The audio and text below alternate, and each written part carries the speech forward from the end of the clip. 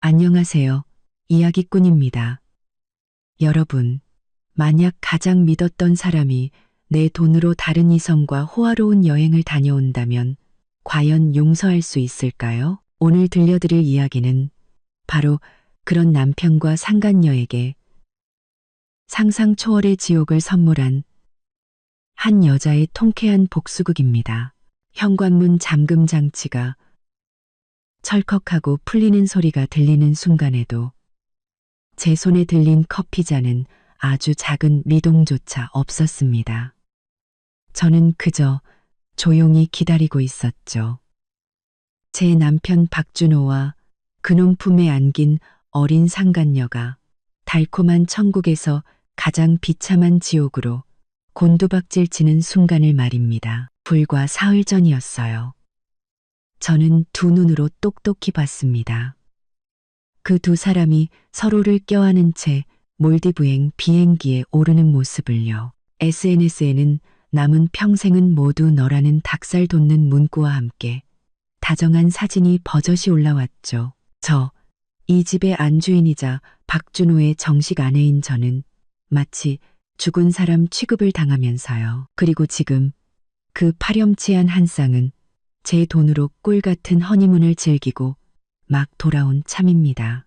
아마 아직도 제 돈을 물쓰듯 쓴 쾌감에서 헤어나오지 못하고 있겠죠. 제가 그들을 위해 아주 특별한 선물을 준비했다는 건 꿈에도 모른 채 말입니다. 현관문이 거칠게 열렸습니다. 박준호는 한정판 명품 양복을 쫙 빼입고 머리에는 포마드를 발라 반질반질하게 넘겼더군요. 방금 휴가를 마치고 돌아온 사람, 특유의 여유가 얼굴에 가득했습니다. 그리고 그의 곁에 선 이뮤라. 그 여자는 작년에 제가 맞춘 오뜨 꾸띠르 드레스를 입고 있었습니다. 제가 아껴서 중요한 자리에 입으려고 고이 모셔뒀던 옷이었죠. 그런데 지금 그 옷이 상간녀의 몸에 버젓이 걸려 있었습니다.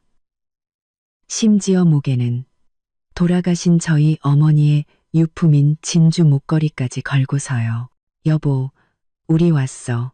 박준호는 다정한 척했지만 그 눈빛에 서린 귀찮음은 숨기지 못했습니다. 이번 허니문 정말 당신 덕분이었어. 회사 유동자금을 넉넉하게 넣어준 덕분에 이렇게 즐길 수 있었네. 이뮤라는 교태를 부리며 그의 팔짱을 끼고는 보란듯이 몸을 더 밀착시켰습니다. 저를 향한 그 아이의 눈에는 노골적인 도발이 가득했죠. 언니, 몰디브 풍경이 정말 좋았어요. 준호 씨가 다음번에 회사 수익 나면 세계 일주 시켜준댔어요. 저는 소파에 기댄 채 천천히 커피를 한 모금 마시고는 입꼬리를 올려 비웃었습니다. 세계 일주? 아마 당장 다음 끼니를 어떻게 해결할지부터 걱정해야 할 텐데 말이죠. 바로 그때였습니다. 별장 대문이 세차게 열리더니 김 대리가 숨을 헐떡이며 뛰어들어왔습니다. 얼굴은 새하얗게 질려 있었고 이마에는 식은땀이 송골송골 맺혀 있었죠. 손에 든 서류를 어찌나 꽉 쥐었던지 숨이 턱까지 차오른 모양이었습니다. 대표님, 큰일 났습니다. 정말 큰일 났어요. 김 대리의 목소리는 공포에 질려 가늘게 떨리고 있었습니다.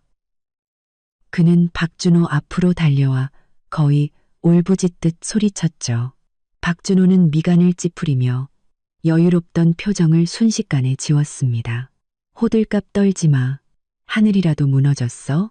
나랑 유라 씨 막 돌아온 거 안 보여? 무슨 일이든 내일 얘기해. 아닙니다, 대표님.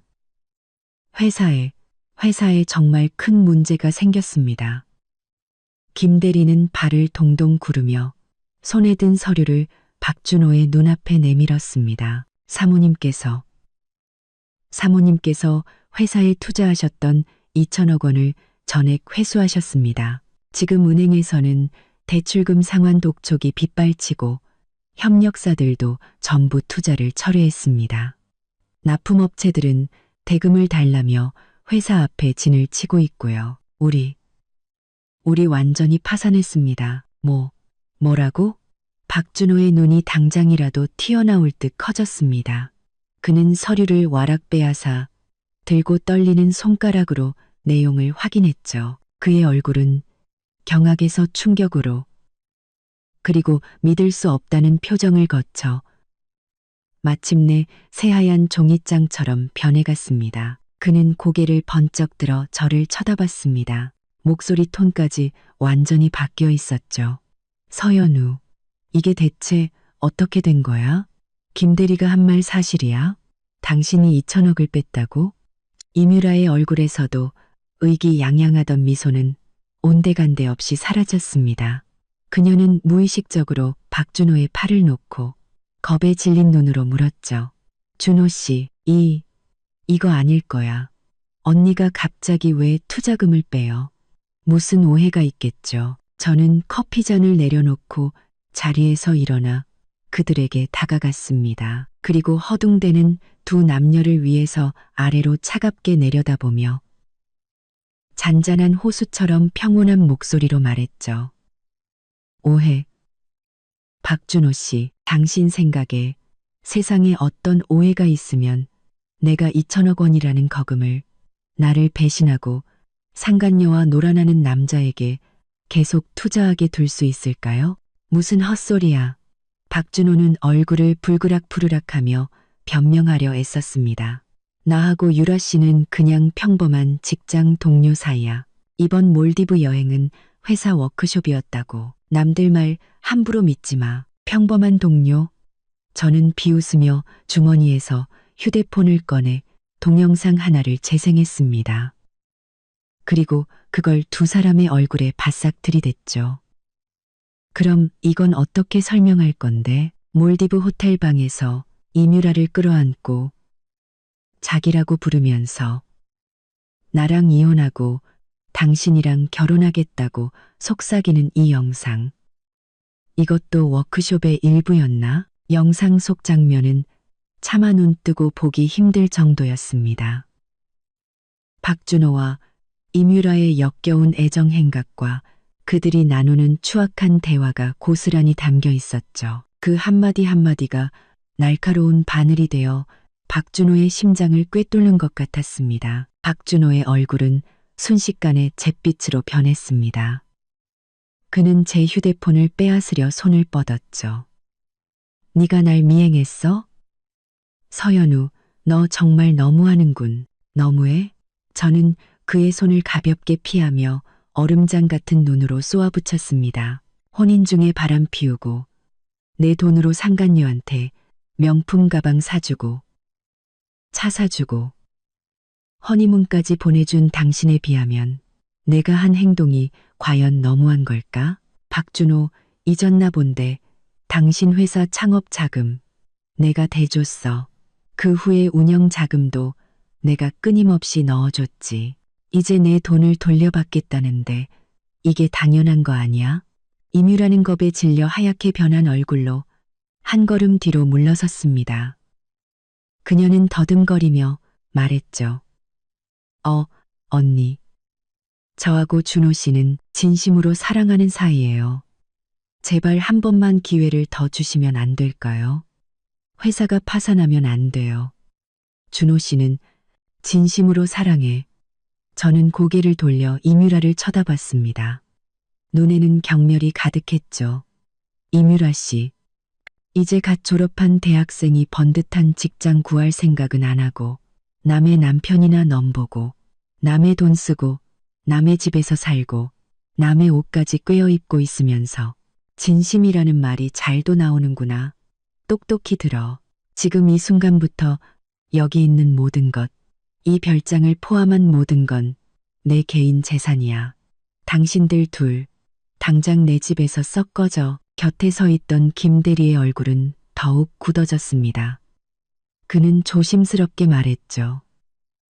대표님, 현재 회사 계좌에 단돈 10원도 남아있지 않습니다. 자금난으로 중단된 프로젝트만 10개가 넘고 협력사들로부터는 위약금 청구 소송이 들어왔습니다. 금액이 수백억 원에 달합니다. 수백억? 박준호는 온몸의 기운이 빠져나간 듯 다리가 풀려 바닥에 주저앉을 뻔했습니다. 그는 옆에 있는 신발장을 겨우 붙잡고 텅 빈 눈으로 저를 바라봤습니다. 서연우, 당신 미쳤어? 투자금을 빼는 건 그렇다 쳐도 어떻게 이렇게까지 할 수가 있어. 그 회사엔 내 피땀도 서려 있단 말이야. 당신 피땀? 저는 기가 막혀 웃었습니다. 박준호, 처음 우리 아버지가 당신 집안 딱하다고 투자해주지 않았으면 당신 지금쯤 공사판에서 벽돌이나 나르고 있을걸? 지금의 성공이 전부 당신 혼자 힘으로 이룬 거라고 착각하지 마. 우리 서진가 없었으면 당신은 아무것도 아니야. 날 배신했으니 예정 따위는 기대하지 마. 투자금만 빼는 게 아니야. 당신이 저지른 모든 짓에 대해 뼈저리게 후회할 만큼 비참한 대가를 치르게 해줄 테니까. 이뮤라는 넋이 나간 박준호의 모습과 제 얼음장 같은 눈빛을 번갈아 보며 불안에 떨기 시작했습니다. 그녀는 박준호가 돈 많고 능력 있는 사장인 줄만 알았죠. 그를 잡으면 인생 역전에서 호의호식하며 살 수 있을 거라고 믿었을 겁니다. 하지만 박준호의 회사가 전부 서연우의 돈으로 유지되고 있었다니. 이제 서연우가 돈줄을 끊어 회사가 망했으니 그녀의 달콤한 꿈도 산산조각 난 셈이죠. 준호 씨, 이제 우리 어떡해요? 이뮤라는 박준호의 팔을 붙잡고 울먹였습니다. 우리 이제 돈 한 푼 없고 빚만 잔뜩인데.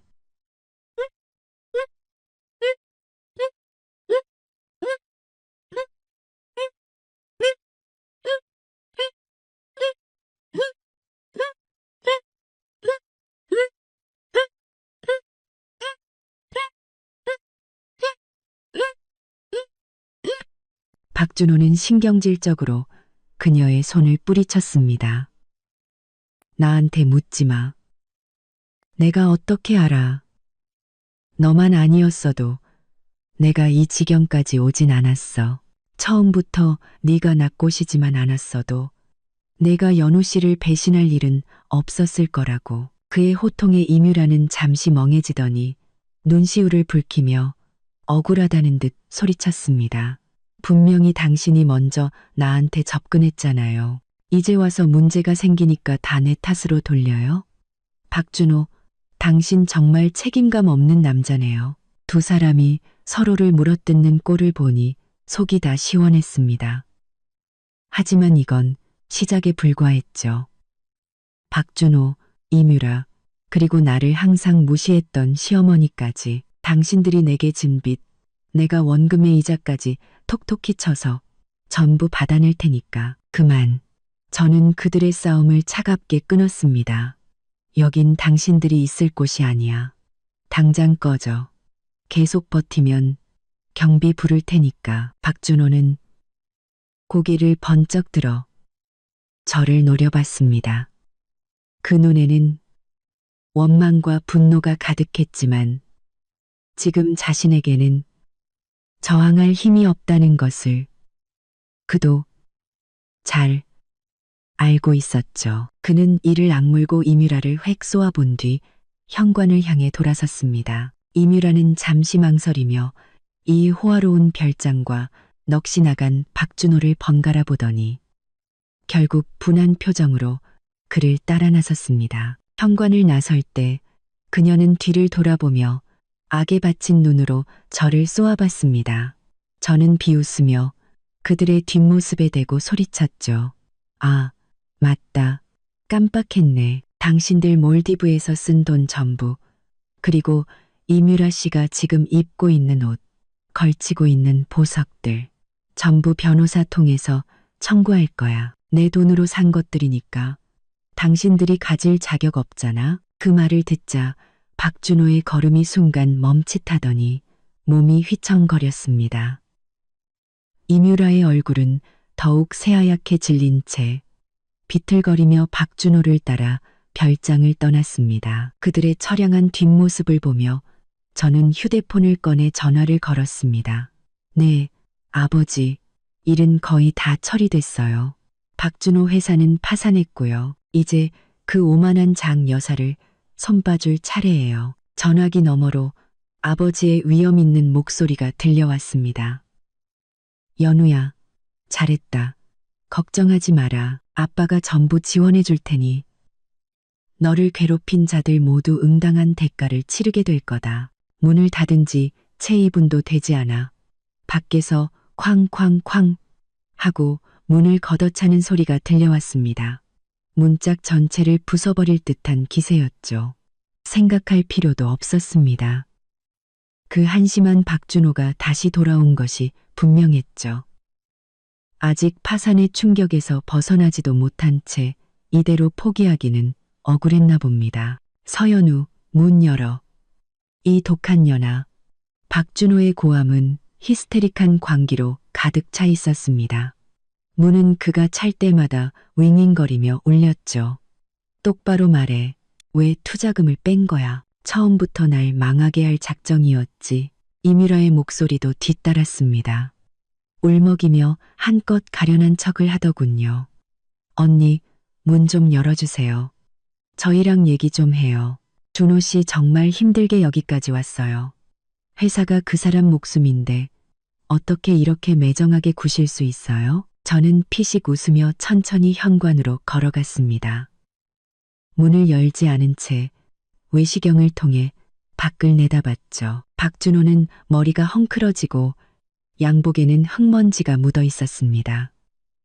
조금 전에 의기양양함은 온데간데 없고 눈에는 살기만 가득했죠. 이뮤라는 백꽃처럼 눈물을 흘리며 옷자락을 꼭 쥔 채 하늘이 무너진 듯한 표정을 짓고 있었습니다.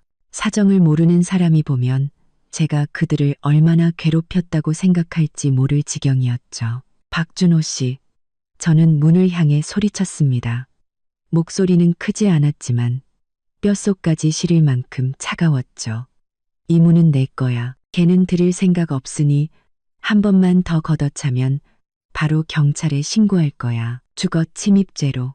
문 밖에 발길질 소리가 즉시 멎었습니다. 이어서 박준호의 분노에 찬 욕설이 들려왔죠. 서연우, 가식 떨지 마. 네가 투자금 뺐다고 해서 날 쥐락펴락할 수 있을 줄 알아? 웃기지 마. 너희 서진가 없어도 난 얼마든지 재기할 수 있어. 재기? 저는 비웃었습니다. 아내 돈으로 회사 차려서 그 아내 몰래 상간녀나 키우는 찌질이가.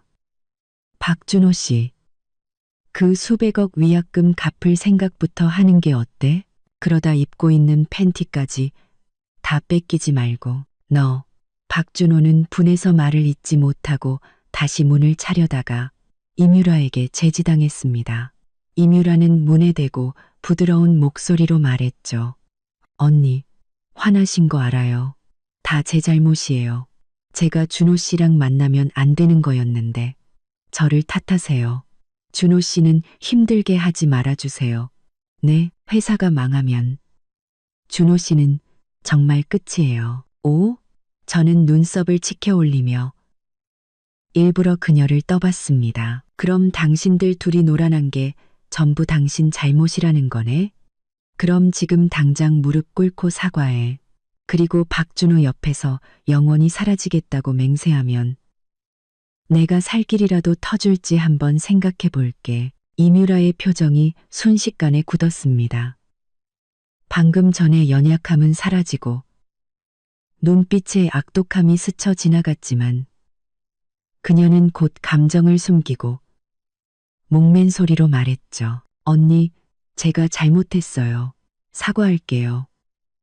하지만 저와 준호 씨는 진심으로 사랑하는 사이라서 헤어질 수는 없어요. 진심으로 사랑한다고? 더 이상 연극을 할 가치도 느끼지 못한 저는 휴대폰을 꺼내 미리 준비해둔 녹음 파일을 재생했습니다. 그럼 이게 당신들이 말하는 진심인지 한번 들어보시지. 녹음 파일에서는 이뮤라의 교태 섞인 목소리가 흘러나왔습니다. 준호 오빠, 그 아줌마랑은 언제 이혼할 거예요? 박 사모님 자리에 앉아서 그 많은 돈을 쥐고 있는 거 너무 아깝잖아요. 오빠 회사 안정되면 빨리 이혼해야 해요. 그래야 내가 당당하게 오빠랑 결혼해서 그 여자 돈같이 쓸 수 있잖아요. 이어서 박준호의 목소리가 들렸죠. 자기야, 조금만 참아. 이번 허니문 다녀오자마자 이혼하자고 할게. 그 여자 나한테 푹 빠져 있으니까 분명히 동의할 거야. 그때가 되면 회사 돈은 전부 우리 거고 내가 세상에서 제일 큰 다이아 반지, 제일 좋은 집 사줄게. 평생 호강시켜줄게. 연우 씨 부모님도 쫓아낸다고 했잖아요. 늙은이들이 거슬린다고, 서진가 재산 쥐고 안 놓는다고. 이뮤라의 목소리는 의기양양했습니다. 준호 오빠, 꼭 약속 지켜야 해요. 걱정 마. 내가 서진가의 자원을 완전히 장악하면 그 늙은이들쯤이야 우리 마음대로 주무를 수 있지. 녹음이 끝나자 문 밖은 죽은 듯이 고요해졌습니다. 저는 박준호와 이뮤라가 지금 얼마나 당혹스럽고 공포스러울지 상상할 수 있었죠. 한참 후에야 박준호가 정신을 차리고 소리쳤습니다. 서연우, 네가 감히 녹음을 해? 정말 비열하구나. 비열해. 저는 냉소했습니다. 당신들 둘이 내 등 뒤에서 날 속이고 우리 부모님까지 속이려 했던 것에 비하면 내 방법은 신사적인 수준이지. 박준호, 이뮤라. 내가 정말 당신들한테 속아 넘어간 바보인 줄 알았어?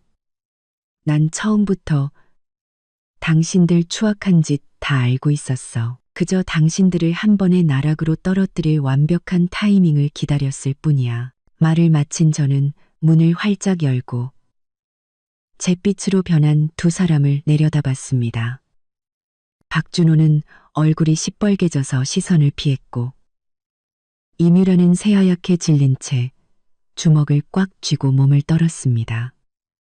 언니, 그건 오해야. 녹음이 악의적으로 편집된 거예요. 그런 뜻이 아니었어요. 이뮤라는 끝까지 변명하려 했었습니다. 그런 뜻이 아니라고? 저는 그녀에게 한 걸음 다가가 칼날처럼 차가운 눈으로 쏘아붙였습니다. 그럼 대답해봐. 서른일곱 내 목에 걸린 그 진주 목걸이 우리 엄마 유품이야. 그걸 어떻게 그렇게 뻔뻔하게 걸고 다닐 수 있지? 그리고 네가 입고 있는 그 드레스 내가 8천만 원 주고 맞춘 거야. 그건 또 어떻게 손에 넣었어? 박준호가 몰래 갖다 줬겠지. 당신들 내 돈 쓰고 내 옷 입고 내 보석 걸치고 다니면서 나를 어떻게 내쫓을지 궁리나 하고 있었잖아. 양심이라는 게 있기는 해? 이뮤라는 제 기세에 눌려 뒷걸음질 치며 눈물만 뚝뚝 흘릴 뿐 아무 말도 하지 못했습니다. 그 모습을 본 박준호가 이뮤라 앞을 막아서며 저를 노려봤죠. 서연우, 그만해. 목걸이 하나, 옷 한 벌 가지고 뭘 그래. 내가 배상해주면 될 거 아니야. 사람을 그렇게까지 몰아붙일 필요는 없잖아. 배상? 저는 세상에서 가장 웃긴 농담을 들은 사람처럼 웃었습니다. 박준호, 당신 지금 자기 몸 하나 건사하기도 힘든 주제에 뭘로 배상하겠다는 거야? 이 진주 목걸이가 얼마짜리인지는 알아? 5억이야. 이 드레스 연간 관리비가 얼마인지는 알아? 1,000만 원이야. 뭘로 갚을 건데? 망해버린 내 회사로. 아니면 그 값싼 내 진심으로. 박준호의 얼굴이 하얗게 질렸다가 파랗게 변했습니다. 그는 입술을 파르르 떨 뿐 아무런 반박도 하지 못했죠.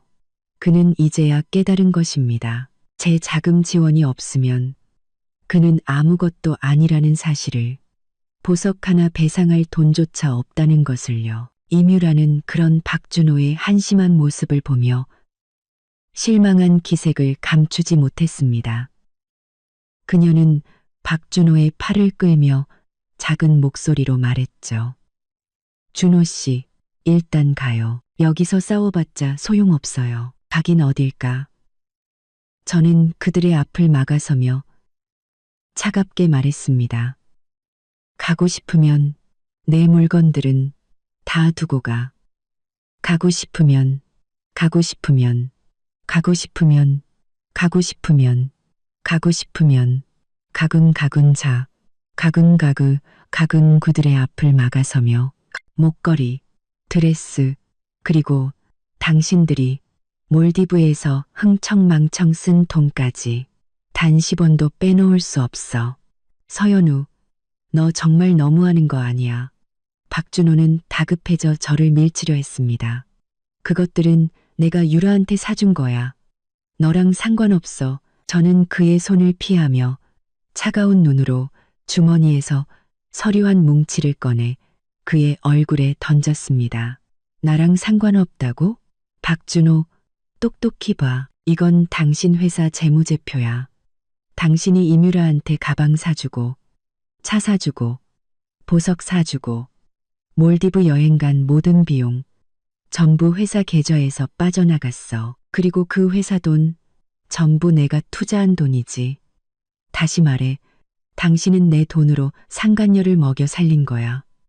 그런데도 나랑 상관이 없다고? 박준호는 서류를 집어들고 빠르게 훑어보기 시작했습니다.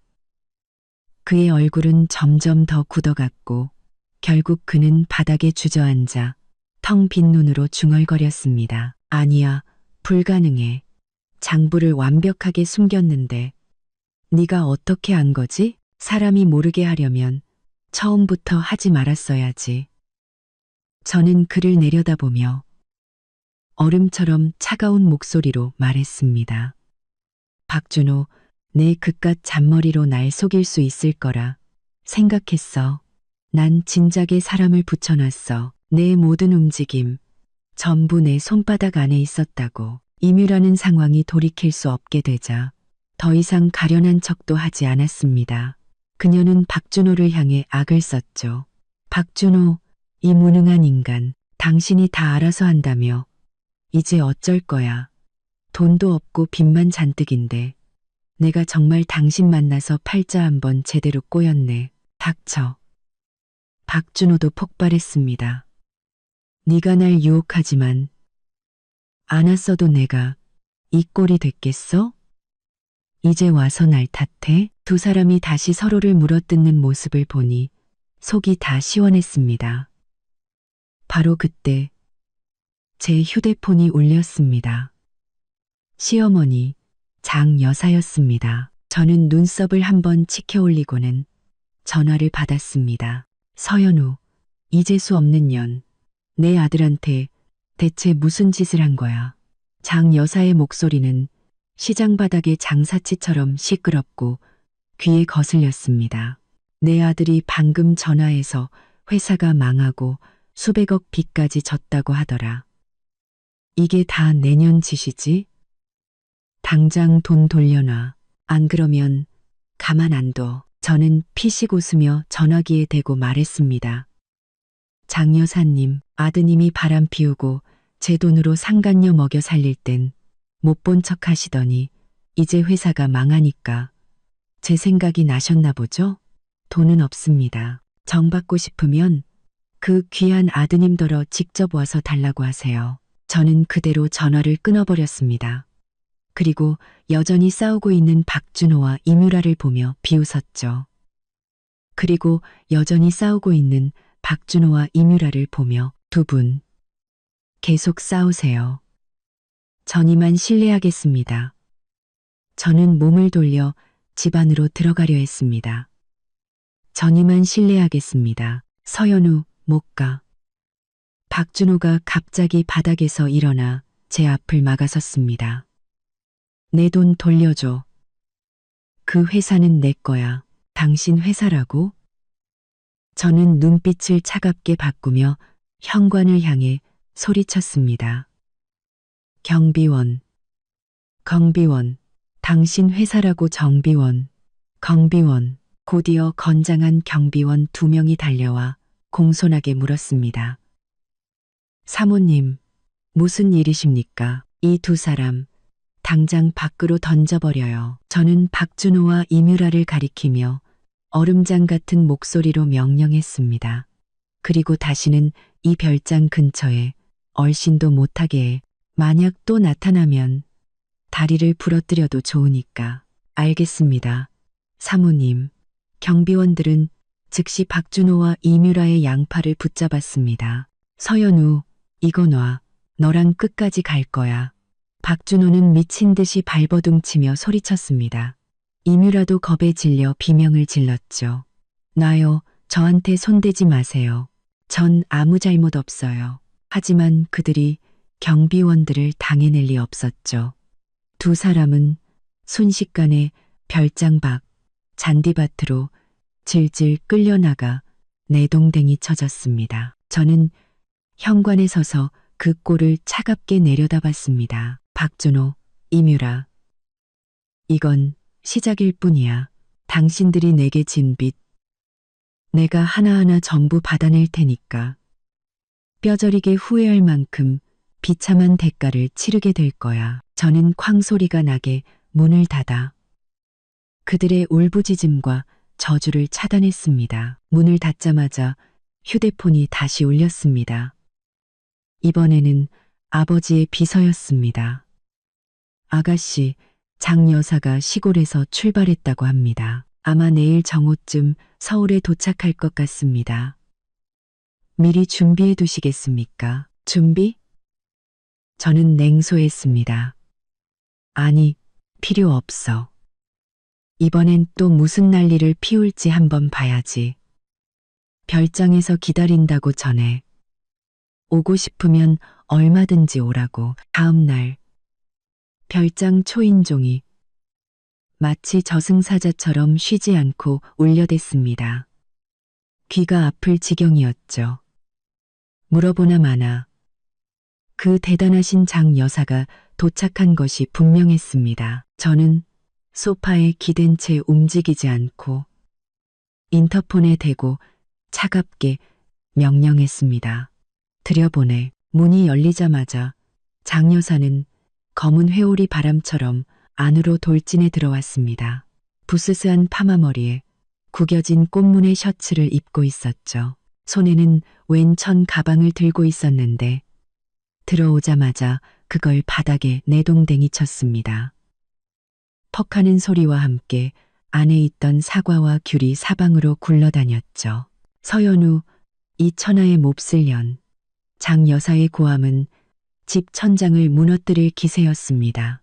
그녀는 제 코앞까지 다가와 손가락질하며 펄펄 뛰었습니다. 내 아들이 너한테 뭘 잘못했는데 이렇게까지 해. 멀쩡한 회사를 하루아침에 망하게 하고 수백억 빚까지 지게 만들어? 아주 우리 박씨 집안대를 끊으려고 작정을 했구나. 그녀는 욕을 하며 제게 달려들었습니다. 저를 갈기갈기 찢어버릴 기세였죠. 경비원들이 급히 그녀를 막아섰지만 그녀는 발버둥치며 침을 튀겼습니다. 이거 놔. 저 독한 년이랑 끝장을 볼 테다. 내 아들한테 무슨 일이라도 생기면 너랑 나랑 같이 죽는 거야. 저는 천천히 차를 한 모금 마시고 그녀를 쳐다봤습니다. 눈빛은 얼음처럼 차가웠죠.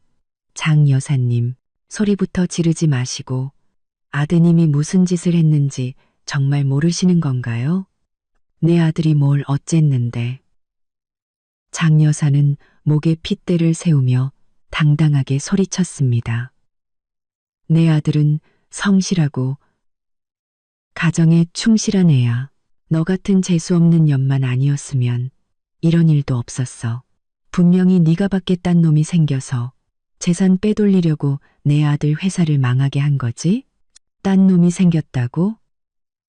저는 기가 막혀 웃으며 테이블 서랍에서 사진 한 뭉치를 꺼내 그녀 앞에 던졌습니다. 직접 보세요. 당신 아들이랑 이뮤라가 몰디브에서 껴안고 입 맞추고 아주 난리도 아니네요. 이게 가정에 충실한 겁니까? 당신 아들. 내 등 뒤에서 바람 피우고 내 돈으로 상간녀한테 명품 가방 사주고 허니문까지 보냈어요. 이게 성실한 거고요. 바닥에 흩어진 사진에는 온통 박준호와 이뮤라의 다정한 모습이 담겨 있었습니다. 해변에서 허리를 감싸고 키스하는 사진, 호텔 침대에서 서로를 껴안고 잠든 사진, 모든 사진이 눈을 찌를 듯 선명했죠. 장 여사는 사진을 보고 얼굴색이 변했지만 곧에서 태연한 척했습니다. 이건 오해야. 네가 합성한 거겠지. 내 아들은 그런 애가 아니야. 오해? 저는 비웃으며 휴대폰에서 다른 녹음 파일을 재생했습니다.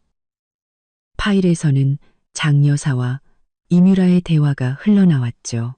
어머님, 걱정 마세요. 저랑 준호 씨는 진심으로 사랑하는 사이예요. 그 여자랑 이혼하면 제가 어머님 정말 잘 모실게요. 이뮤라의 목소리는 꿀이 흐를 듯 달콤했습니다. 유라야, 난 널 믿는다. 애도 못 낳는 저 암탉 같은 년은 진작에 내 아들짝이 아니었어. 돈 좀 있는 거 말고는 볼 게 하나도 없지. 네가 시집 오면 준호 시켜서 서진과 재산 전부 내 앞으로 돌려놓게 할게. 그때 되면 우리 모녀 맛있는 거 먹고 신나게 살자. 장 여사의 목소리는 아첨과 경멸로 가득 차 있었습니다. 감사해요, 어머님. 정말 좋으세요. 아, 맞다, 어머님. 서연우 씨가 가진 진주 목걸이, 그거 정말 예쁘던데 제가 마음에 들어서요. 저한테 달라고 한번 말씀해 주시면 안 될까요? 그까짓 게 뭐라고. 어머님한테 맡겨. 그 목걸이 그년한테 있어봤자 낭비지. 너처럼 예쁜 애가 해야 어울리지. 녹음이 끝나자 장 여사의 얼굴이 새하얗게 질렸습니다. 그녀는 더 이상 저를 똑바로 쳐다보지 못했죠. 그녀는 자신과 이뮤라의 대화가 녹음되었을 거라고는 상상도 못했을 겁니다. 이제 이것도 오해라고 하시겠어요? 저는 자리에서 일어나 그녀에게 한 걸음씩 다가갔습니다. 목소리는 얼음장처럼 차가웠죠. 장 여사님, 양심의 손을 얹고 말해보세요.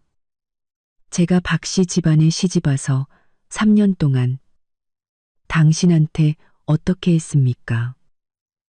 당신 아파서 입원했을 때 누가 밤낮으로 간호했죠? 옥 팔찌가 갖고 싶다고 하셨을 때 누가 8천만 원을 들여 사드렸습니까? 당신 아들 창업할 때 누가 시집 올 때 가져온 돈 전부 털고 우리 아버지께 빌어서까지 투자하게 만들었죠?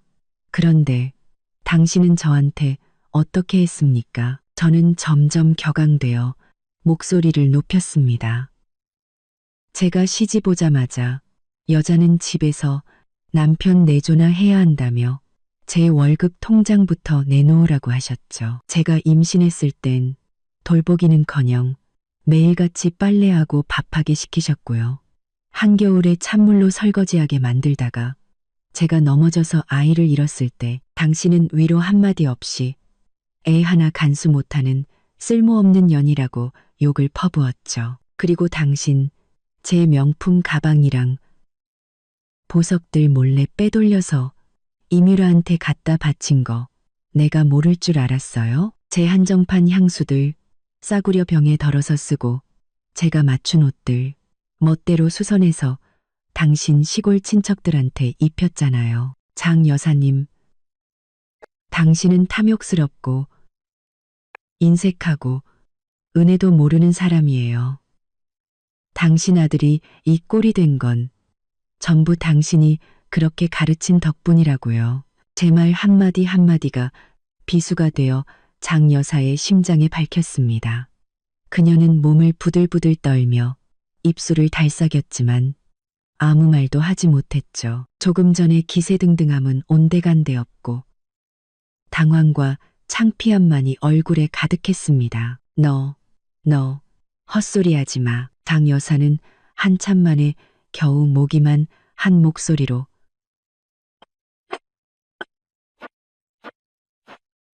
한마디 쥐어짰습니다.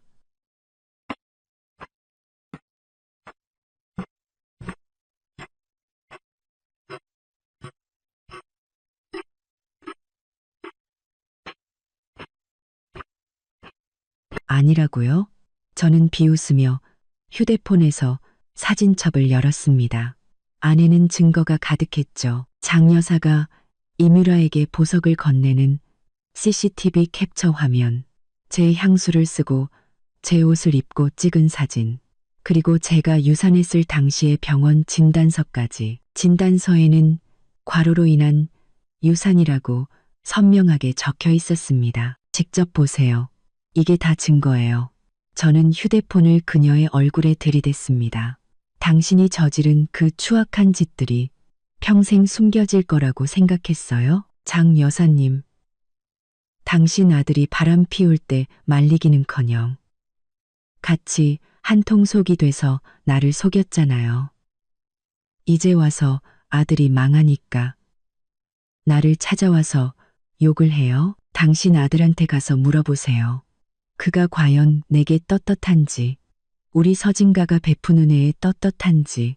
장 여사는 휴대폰 속 증거들을 보고 얼굴이 점점 흑빛으로 변해가더니 결국 다리에 힘이 풀려 바닥에 주저앉아 통곡하기 시작했습니다.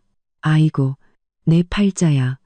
이런 독한 년을 며느리로 들여서 내 아들 인생 망치고 우리 집안을 풍비박산 내는구나.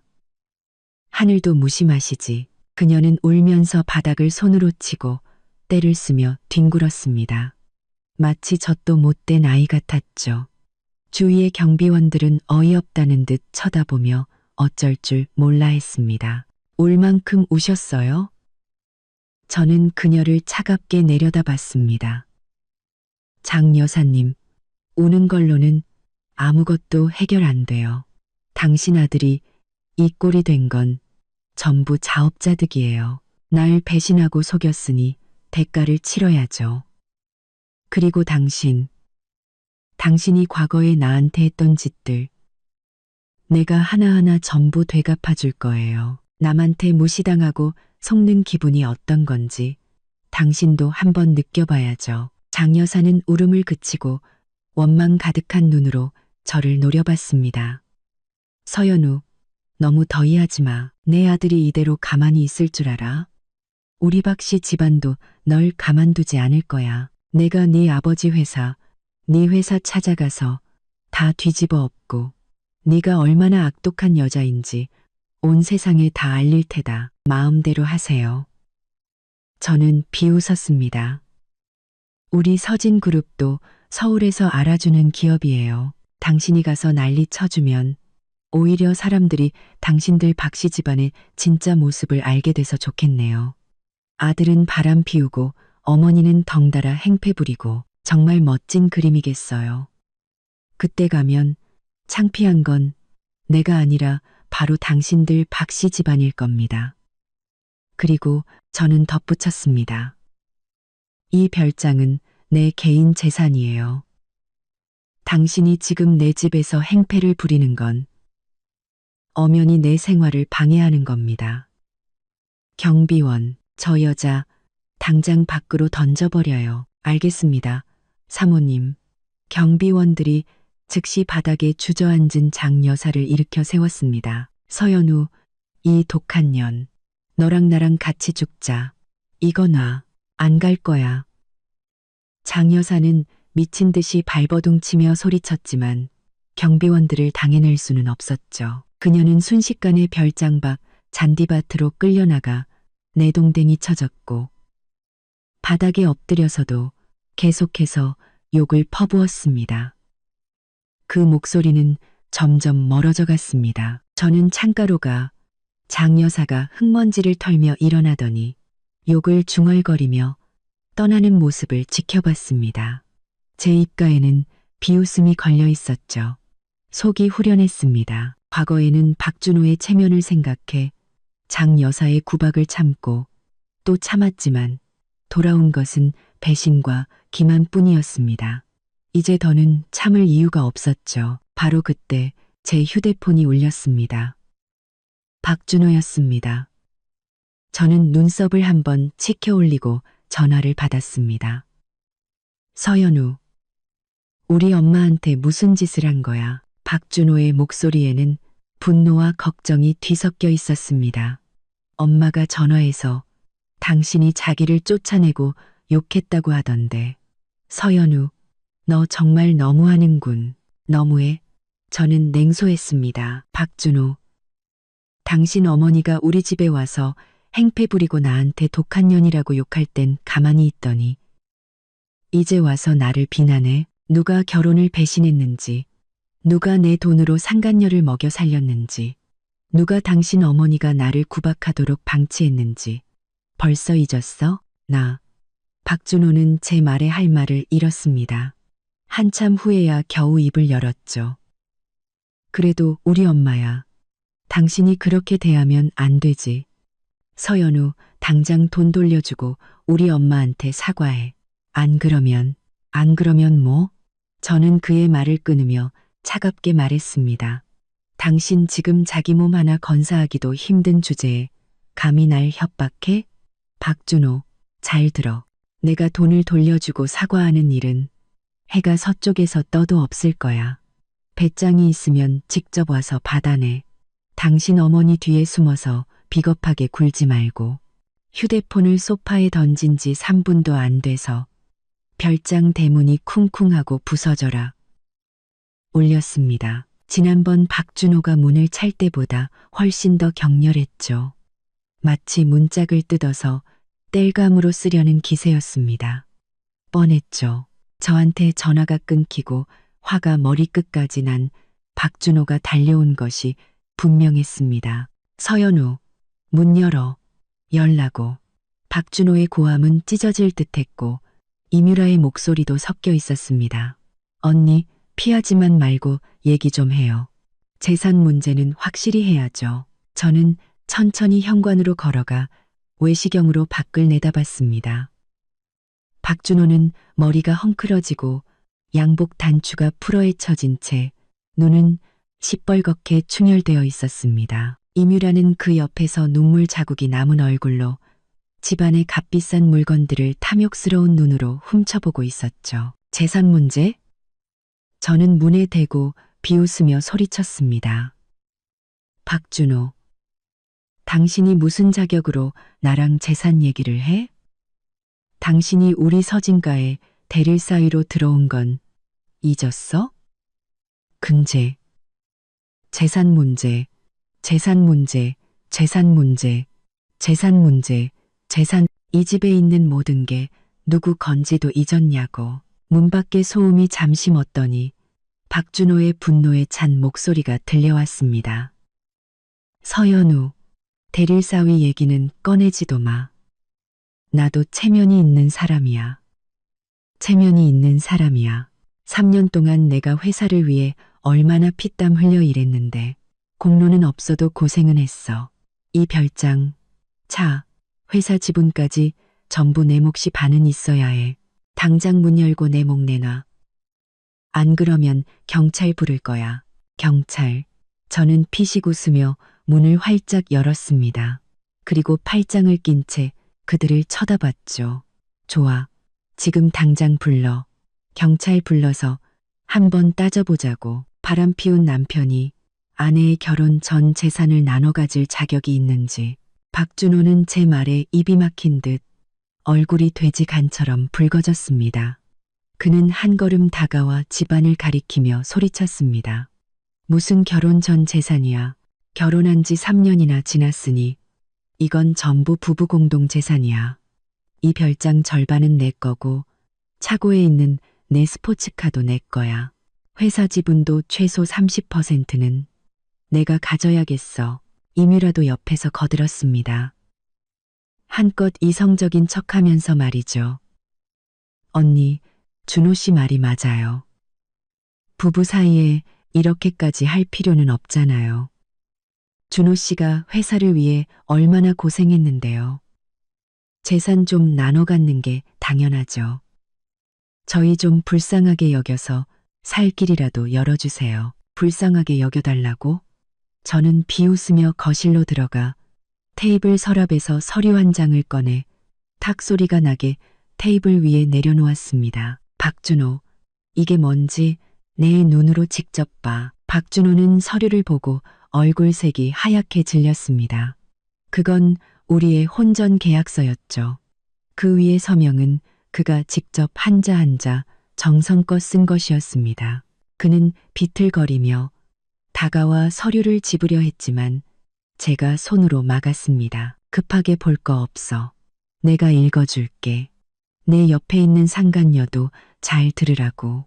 네가 과연 내 재산을 나눠 가질 자격이 있는지. 저는 계약서를 들고 한자 한자 또박또박 읽었습니다. 제1조 갑 서연우 명의의 모든 부동산, 차량, 예금 및 서진그룹 주식은 갑의 혼전 개인 재산으로 을 박준호와 무관하며 혼인 후 부부 공동 재산분할 대상에서 제외한다. 제2조 을 박준호의 창업 자금은 갑 서연우가 무이자로 대여한다. 만약 을이 혼인 중 외도, 배신 등 유책 행위를 할 경우 모든 대여금을 즉시 전액 상환하고 위자료 없이 순수하게 몸만 나가야 하며 어떠한 재산도 요구할 수 없다. 제3. 그만해. 박준호가 제 말을 거칠게 끊었습니다. 그의 얼굴은 종잇장처럼 하얗게 질려 있었고 두 손은 사시나무처럼 떨렸죠. 그 계약서 무효야. 그때 네가 강제로 시켜서 쓴 거잖아. 인정 못해. 강제로? 저는 눈썹을 치켜 올리며 휴대폰에서 동영상을 재생했습니다. 네가 직접 봐. 이게 정말 강제로 한 건지. 영상 속 박준호는 한박웃음을 지으며 계약서에 서명하고 있었습니다. 심지어 카메라를 향해 이렇게 말했죠. 저 박준호는 이 혼전 계약서에 자발적으로 서명합니다. 어떠한 강요도 없었음을 맹세하며 앞으로 서연우 씨에게 잘하고 혼인에 충실하며 절대 배신하지 않을 것을 약속합니다. 선명한 화면과 또렷한 목소리, 박준호의 가증스러운 얼굴이 화면에 가득했습니다. 옆에 서 있던 이뮤라의 얼굴도 굳어졌죠. 그녀는 박준호가 이런 계약서에 서명했을 거라고는 상상도 못했을 겁니다. 그 말은 즉 그녀는 한 푼도 건질 수 없다는 뜻이었으니까요. 박준호, 이제 할 말 있어? 저는 영상을 끄고 계약서를 그의 앞에 던졌습니다. 당신은 바람을 피웠고 내가 빌려준 돈으로 상간녀를 먹여 살렸어. 계약서 제2조를 명백히 위반한 거지. 당신은 빈손으로 쫓겨나야 할 뿐만 아니라 창업 자금으로 빌려갔던 2천억 원, 원금의 이자까지 쳐서 전부 갚아야 해. 2천억, 원금의 이자까지? 박준호는 온몸의 기운이 빠져나간 듯 소파에 주저앉았습니다. 그의 눈은 초점을 잃었죠. 나 이제 회사도 망하고 수백억 위약금까지 물어야 하는데 갚을 돈이 어디 있어. 서연우, 제발 이러지 마. 우리 부부였잖아. 한 번만 봐주면 안 돼? 봐달라고? 저는 그가 이뮤라와 놀아나던 모습, 내 돈을 흥청망청 쓰던 모습, 그리고 내가 잃어버린 아이를 떠올렸습니다. 마음속에서 증오가 들끓었죠. 박준호, 날 배신할 땐 봐달라는 생각 안 했어?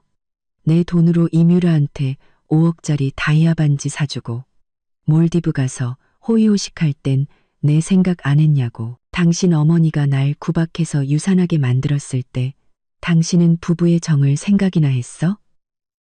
이제 와서 망하고 돈 없으니까 부부의 정을 들먹여?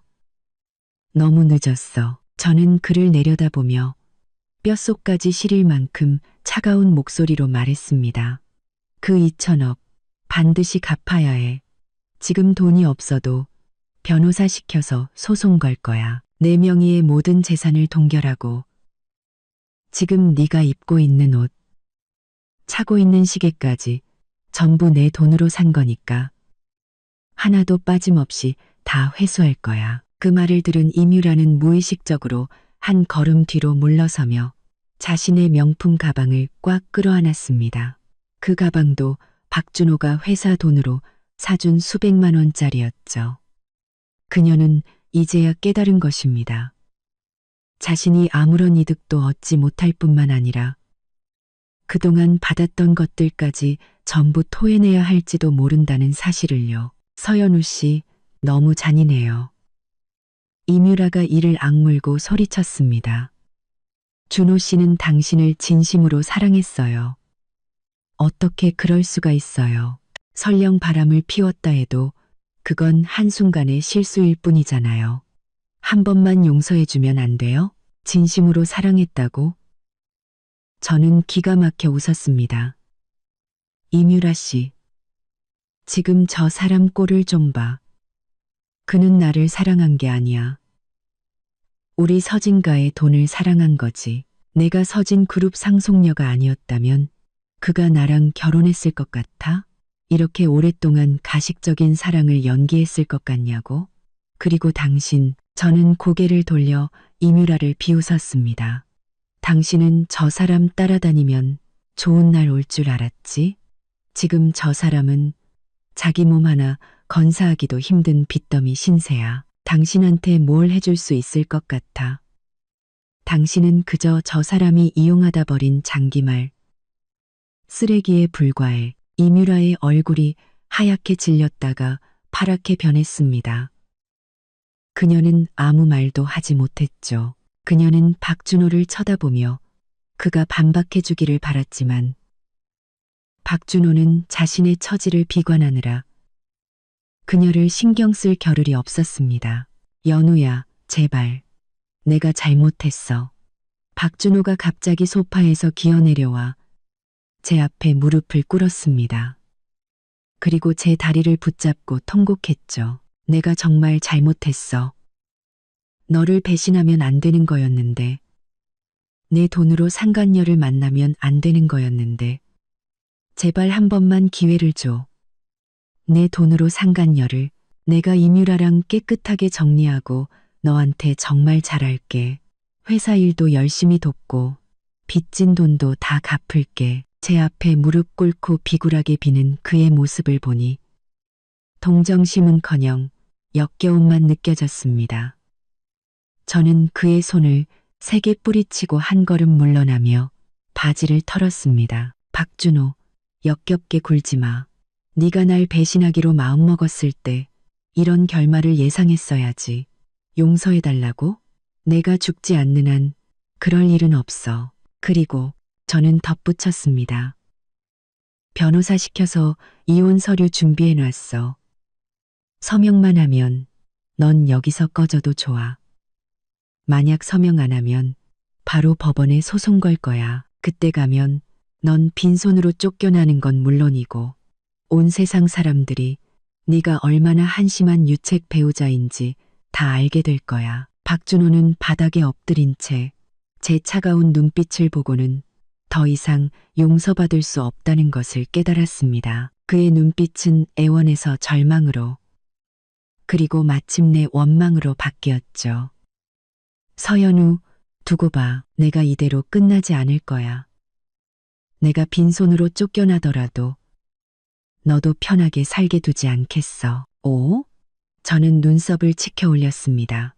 지금 그 꼴로 네가 뭘 어떻게 할 수 있을지 한번 보자고. 바로 그때 이뮤라가 갑자기 입을 열었습니다. 그녀의 목소리에는 결연함이 깃들어 있었죠. 준호 씨, 일어나요. 여기서 일해봤자 소용없어요. 저 여자는 우리한테 아무것도 안 줄 거예요. 우리 힘으로 재기해요. 그녀는 바닥에 주저앉은 박준호를 일으켜 세워 현관으로 끌고 갔습니다. 박준호는 잠시 멍하니 있다가 이뮤라에게 이끌려 비틀거리며 별장을 나섰죠. 현관을 나설 때 박준호는 뒤를 돌아보며 분노와 원망이 가득한 눈으로 저를 쏘아봤습니다. 저는 테이블 위에 이혼 서류를 집어들고 차갑게 웃었습니다. 박준호, 이게 끝이라고 생각했다면 큰 오산이야. 이건 재산 분할의 시작일 뿐. 앞으로 내 마지막 남은 자존심까지 내가 전부 짓밟아 줄 테니까. 저는 휴대폰을 들어 변호사에게 전화를 걸었습니다. 김 변호사님, 이혼 서류 박준호 씨한테 보내서 서명 받아주세요. 만약 거부하면 계획대로 소송 진행하시고요. 그리고 그가 제게 빚진 2천억 원과 회사 자금으로 이뮤라에게 사준 물건들도 전부 회수 소송 진행해 주세요. 네, 서 대표님. 바로 처리하겠습니다. 전화기 너머로 김 변호사의 공손한 목소리가 들려왔습니다. 변호사와의 통화가 끝난 지 10분도 되지 않아 제 개인 탐정에게서 메시지가 왔습니다. 사진 한 장과 함께였죠. 사진 속 박준호는 서울 외곽의 허름한 여관 앞에 쭈그려 앉아 헝클어진 머리로 담배를 피우고 있었습니다. 양복에는 기름때가 묻어 있었고 과거의 자신만만함은 온데간데 없었죠. 그리고 그의 앞에는 이뮤라가 팔짱을 낀 채 짜증과 경멸이 가득한 표정으로 서 있었습니다. 점점 더 흥미진진해지는군요. 저는 소파에 기대어 사진을 손가락으로 넘기며 속으로 웃었습니다.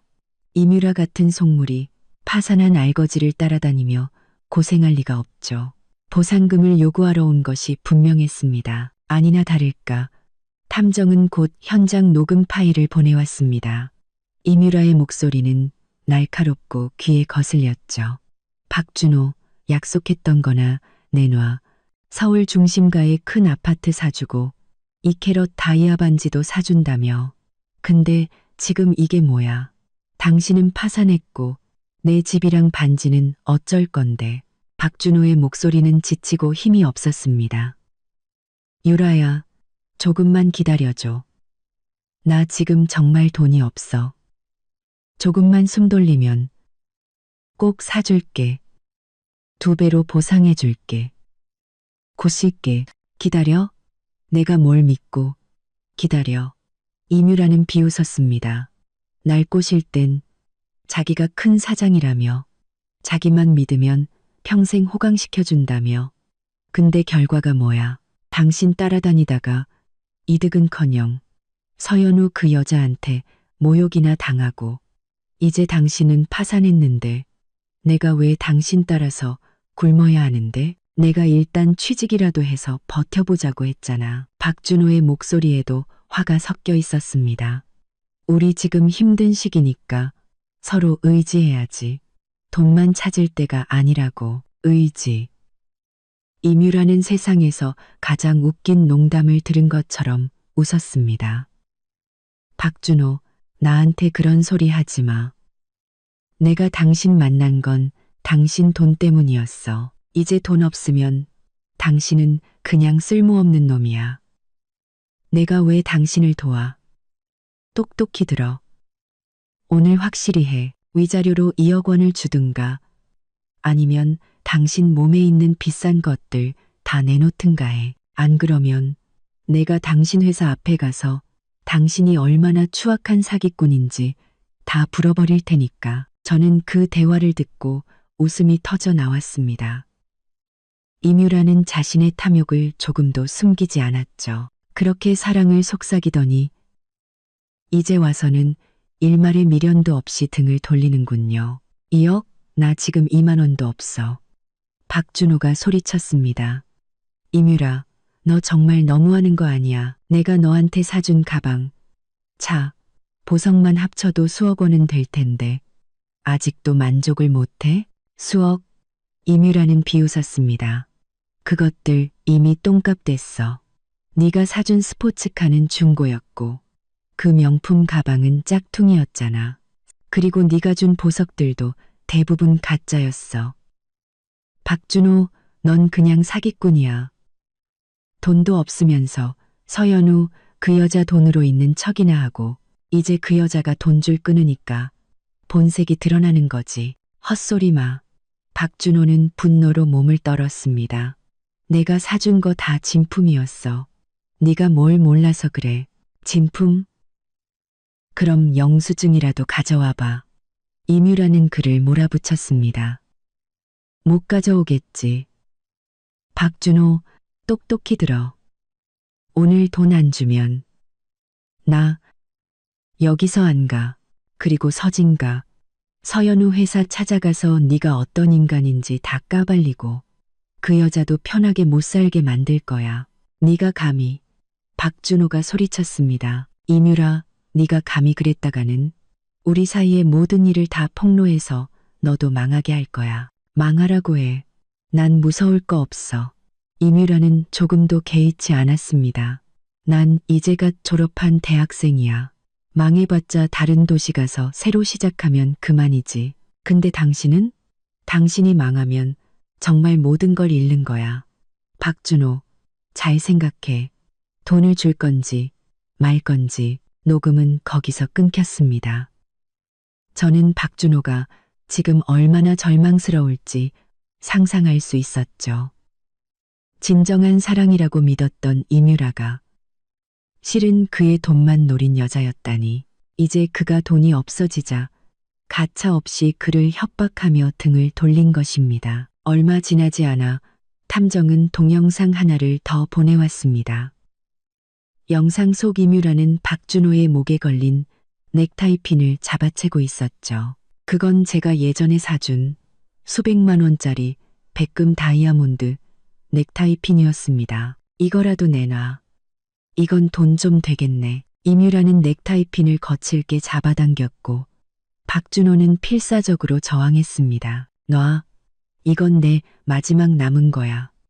박준호는 눈이 시뻘게 져서 넥타이 핀을 감쌌습니다. 마지막 남은 게 밥 먹여져?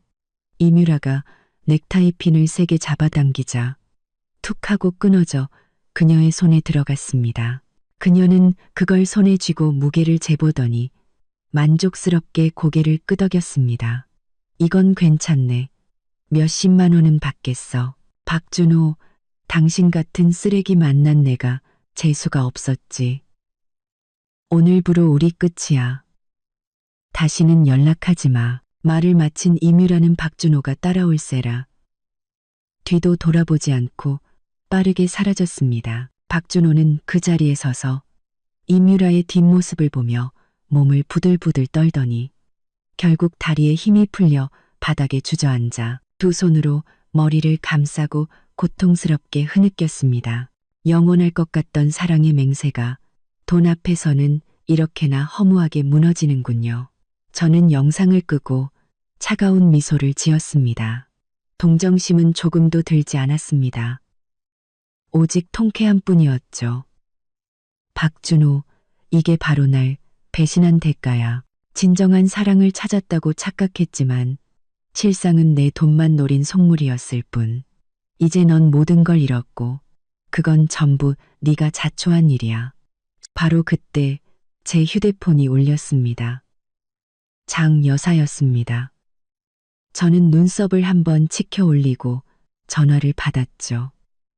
서연우, 이 재앙 덩어리야. 장 여사의 목소리는 이전보다 더욱 날카롭고 악에 받쳐 있었습니다. 내 아들이 방금 전화했는데 이뮤라 그년이 내 아들 마지막 남은 것까지 다 뜯어가고 헤어졌다더라. 이게 다 너 때문이야. 네가 투자금만 안 뺐어도 내 아들이 파산할 일도 저런 년한테 버림받을 일도 없었어. 당장 돈 돌려놔. 안 그러면 내가 내 회사 앞에 가서 목을 매달아 버릴 테다. 목을 매달라고요? 저는 비웃었습니다. 장 여사님, 마음대로 하세요. 우리 회사 앞에는 CCTV가 24시간 돌아가요. 정말 목이라도 매달았다가는 제가 경찰에 신고해서 업무 방해죄로 고소할 겁니다. 그때 가면 아드님 구하기는커녕 당신까지 감옥에 가게 될 테니 박씨 집안 체면이 아주 볼만하겠네요. 너, 이 독한 년. 장 여사는 분해서 말을 잇지 못하다가 한참 후에야 소리쳤습니다. 난 몰라. 무조건 내 아들한테 돈 돌려놔. 내 아들은 너 때문에 망한 거야. 내가 망하게 했다고요? 저는 기가 막혀 웃었습니다. 스스로 바람 피우고 내 돈으로 상간녀 먹여 살리다가 이 꼴이 된 거죠. 장 여사님, 정말 아들을 위한다면 당장 일자리라도 구해서 빚 갚을 생각이나 하라고 하세요. 저한테 전화해서 행패 부릴 시간이 없으실 텐데요. 일자리? 내 아들은 사장이야. 어떻게 남 밑에서 일을 해? 장 여사는 어이없다는 듯 말했습니다. 서연우, 똑똑히 들어. 돈 안 돌려주면 내가 매일 네 집 앞에 가서 죽치고 앉아 있을 거야. 너도 편하게 못 살게 할 테다. 마음대로 하세요. 저는 경멸하며 말했습니다. 우리 집엔 경비원이 있어요. 문 앞에서 행패 부렸다가는 바로 쫓겨날 겁니다. 그러다 다치기라도 하면 제 탓하지 마시고요. 오리술은 정비, 마루찔은 정비원. 제 탓하지 마시고요. 저는 그대로 전화를 끊고 휴대폰을 던져버렸습니다. 장 여사는 정말 구제불능이었습니다. 이 지경이 되어서도 아들이 사장이라며 남 밑에서 일할 수 없다고 하다니 정말이지 가소롭고 한심했습니다. 저는 물 한 잔을 마셨습니다. 박준호는 이뮤라에게 버림받고 장 여사는 옆에서 깽판이나 치고 있으니 지금쯤 머리가 터질 지경이겠죠. 하지만 이걸로는 부족했습니다. 저는 그가 모든 고통과 절망을 맛보게 할 작정이었습니다. 자신의 배신이 얼마나 끔찍한 결과를 낳았는지 뼈저리게 느끼게 해줄 것이었습니다. 이제 제 진짜 정체를 알려줄 시간이군요. 제가 서진 그룹의 유일한 상속녀이며 그가 상상하는 것 이상의 부를 가졌다는 사실을 알게 되면 과연 어떤 표정을 지을지 궁금했습니다. 저는 비서에게 전화를 걸었습니다. 내일 오전 10시 서진 그룹 본사에서 기자회견을 열겠습니다. 제 신분을 공식적으로 밝힐 겁니다. 그리고 박준호와 이뮤라의 추악한 관계에 대해서도 언론에 살짝 흘려주세요.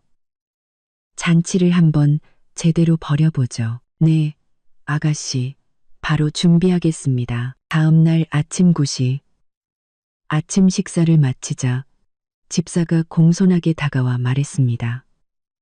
아가씨, 차량이 준비되었습니다. 그룹 본사에도 모두 준비가 완료되었으며 기자들도 회견장에서 대기 중입니다. 저는 고개를 끄덕이고 드레스룸으로 들어가 맞춤 제작한 검은색 정장 스커트를 입었습니다. 은색 하이힐을 신고 머리를 높게 올려 묶어 가느다란 목선을 드러냈죠.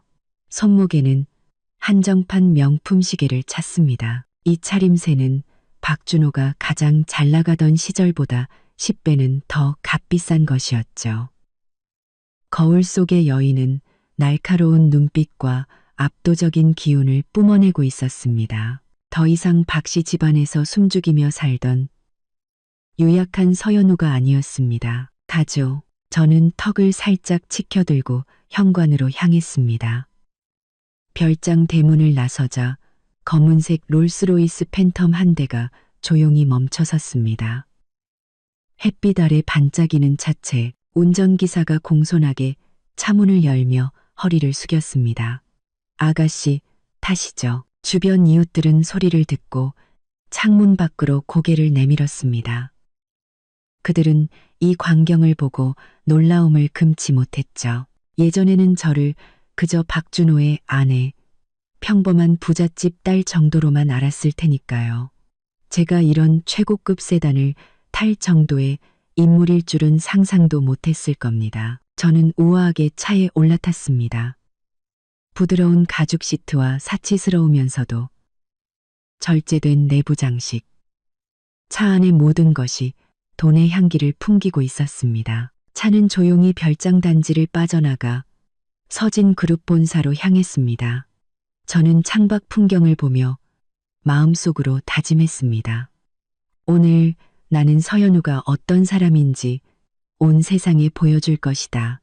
박준호, 장여사, 그리고 이뮤라, 그들이 과거에 저지른 모든 짓에 대해 깊은 후회와 공포를 느끼게 만들어줄 것이다. 30여 분 후 차는 서진그룹 본사에 도착했습니다. 80층 높이의 이 마천루는 서울의 가장 상징적인 건물이자 우리 서진가의 자산 중 하나였죠. 차가 멈추자마자 그룹의 CEO인 이 대표가 임원들을 대동하고 문 앞에서 공손하게 저를 맞았습니다. 아가씨, 오셨습니까? 네. 저는 고개를 끄덕이고 그들의 호의를 받으며 건물 안으로 들어섰습니다. 로비는 이미 기자들로 가득 차 있었죠. 제가 들어서자 모든 카메라가 저를 향했고 플래시가 쉴 새 없이 터졌습니다. 기자들은 앞다투어 제게 몰려들었습니다. 서연우 씨, 정말 서진그룹의 상속녀가 맞으십니까? 서연우 씨, 왜 그동안 신분을 숨겨오셨습니까? 서연우 씨, 박준호 씨 회사의 파산이 정말 당신과 관련이 있는 겁니까? 저는 손을 들어 모두를 조용히 시켰습니다. 얼굴에는 옅은 미소를 띤 채 또렷하고 힘있는 목소리로 말했죠. 여러분, 잠시만 조용히 해주시겠습니까? 궁금한 점이 많으시다는 거 압니다. 잠시 후 기자회견에서 모든 질문에 답해드리겠습니다. 말을 마친 저는 이 대표의 안내를 받아 기자회견장으로 들어가 중앙 좌석에 앉았습니다. 회견장은 전국의 언론사와 재계의 유명 인사들로 가득 차 있었죠. 저는 그들을 한번 둘러보고는 마이크를 잡고 천천히 입을 열었습니다. 여러분, 안녕하십니까? 저는 서연우, 서진그룹의 유일한 상속녀입니다. 그 한마디에 회견장은 순식간에 폭발했습니다. 기자들은 다시 흥분하기 시작했고 플래시 세례가 쏟아졌죠. 서연우 씨, 정말 서진그룹의 상속녀라니. 너무 충격적입니다. 서연우 씨, 서진그룹은 자산이 수천억에 달하는 국내 최고의 기업입니다.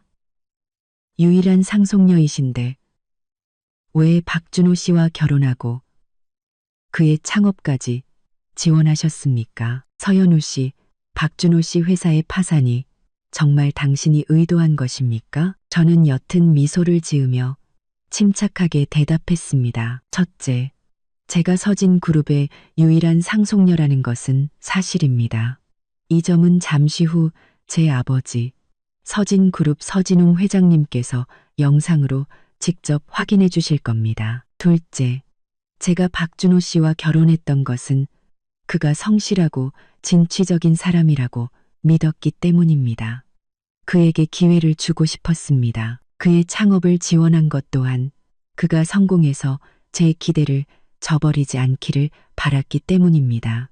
하지만 제 목소리 톤이 갑자기 얼음장처럼 차가워졌습니다. 그는 제 신뢰를 악용했습니다. 제 돈으로 혼인 중에 바람을 피우고 상간녀를 먹여 살렸으며 심지어 그의 어머니와 함께 저와 제 가족을 기만하려 했습니다. 그래서 제가 투자금을 회수한 것이고 그의 회사가 파산한 것은 전적으로 그의 자업자득입니다. 결혼을 배신하고 은혜를 원수로 갚은 자의 당연한 말로일 뿐입니다. 말을 마친 저는 비서에게 신호를 보내 박준호와 이뮤라의 다정한 사진, 녹음 파일, 그리고 장 여사가 저를 구박했던 증거들을 대형 스크린에 띄웠습니다. 스크린의 내용을 본 기자들은 모두 경악을 금치 못했습니다. 회견장은 순식간에 술렁였죠. 세상에 박준호가 저런 인간이었다니. 아내 돈으로 바람 피우고 상간녀를 먹여 살려? 어머니까지 합세해서 며느리를 속이고 구박했다고?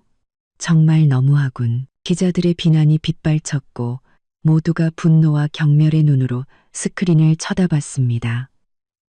바로 그때 제 휴대폰이 울렸습니다. 박준호였습니다.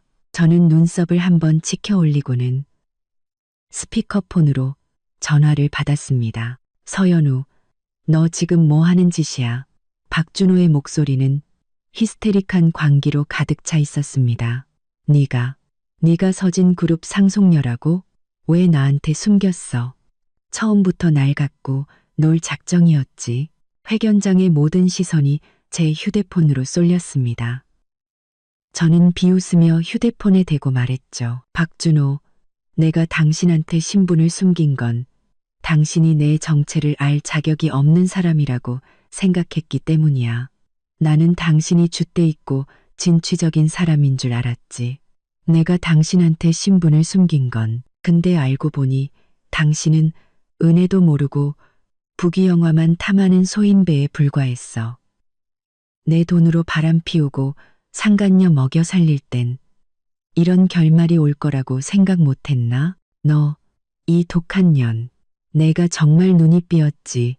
너 같은 거랑 결혼하고 네가 내 회사를 망하게 하고 나를 사회에서 매장시켰어. 너랑 끝까지 갈 거야. 끝까지 가자고. 저는 기가 막혀 웃었습니다. 박준호, 당신 지금 그 꼴로 나랑 끝까지 갈 자격이나 있어? 지금 당신 꼴을 좀 봐. 모든 걸 잃고 모두에게 버림받았잖아. 이게 다 네가 자초한 일이야. 그리고 똑똑히 들어. 이건 시작에 불과해. 네가 내게 진 빚, 내가 하나하나 전부 받아낼 테니까. 저는 그대로 전화를 끊어버렸습니다. 회견장의 기자들은 이 드라마틱한 장면에 모두 넋을 잃었죠. 세상에 정말 대단하다. 박준호, 자업자득이네. 서현우 대표님, 정말 멋지다. 저런 쓰레기한테는 저렇게 단호하게 대처해야지. 저는 기자들을 향해 말을 이어갔습니다. 제가 오늘 이 기자회견을 연 것은 제 신분을 밝히기 위함이기도 하지만 결혼을 배신하고 은혜를 모르는 자는 반드시 그에 상응하는 벌을 받는다는 것을 알리기 위함이기도 합니다. 또한 저와 우리 서진가를 넘보는 모든 이들에게 경고합니다. 자신의 분수를 알고 함부로 행동하지 마십시오. 바로 그때 대형 스크린에 아버지의 영상이 나타났습니다. 아버지는 정장을 입고 엄숙한 표정으로 말씀하셨죠. 여러분, 안녕하십니까? 서진웅입니다. 서연우는 제 딸이자 서진그룹의 유일한 상속녀가 맞습니다. 그동안 신분을 숨기게 한 것은 제 딸이 평범한 삶 속에서 진정한 사랑을 찾기를 바랐기 때문입니다. 하지만 박준호는 분수도 모르고 제 딸을 배신하고 서진가까지 기만했습니다. 이 자리를 빌려 분명히 밝힙니다. 우리 서진가는 박준호와 그 가족을 절대 용서하지 않을 것이며 모든 자원을 동원하여 그의 법적 책임을 묻고 그가 제 딸에게 빚진 모든 것을 받아낼 것입니다. 아버지의 말씀은 제 신분을 다시 한번 확인시켜 주었고 박준호에게는 치명타를 날렸습니다. 기자회견이 끝나고 제가 회견장을 나서는 순간 장 여사가 미친 사람처럼 로비로 뛰어들어왔습니다. 서연우, 이 사기꾼년, 내 아들 인생 망쳐놓고 당장 나와. 그녀는 제게 달려들려 했지만 경비원들에게 제지당했습니다.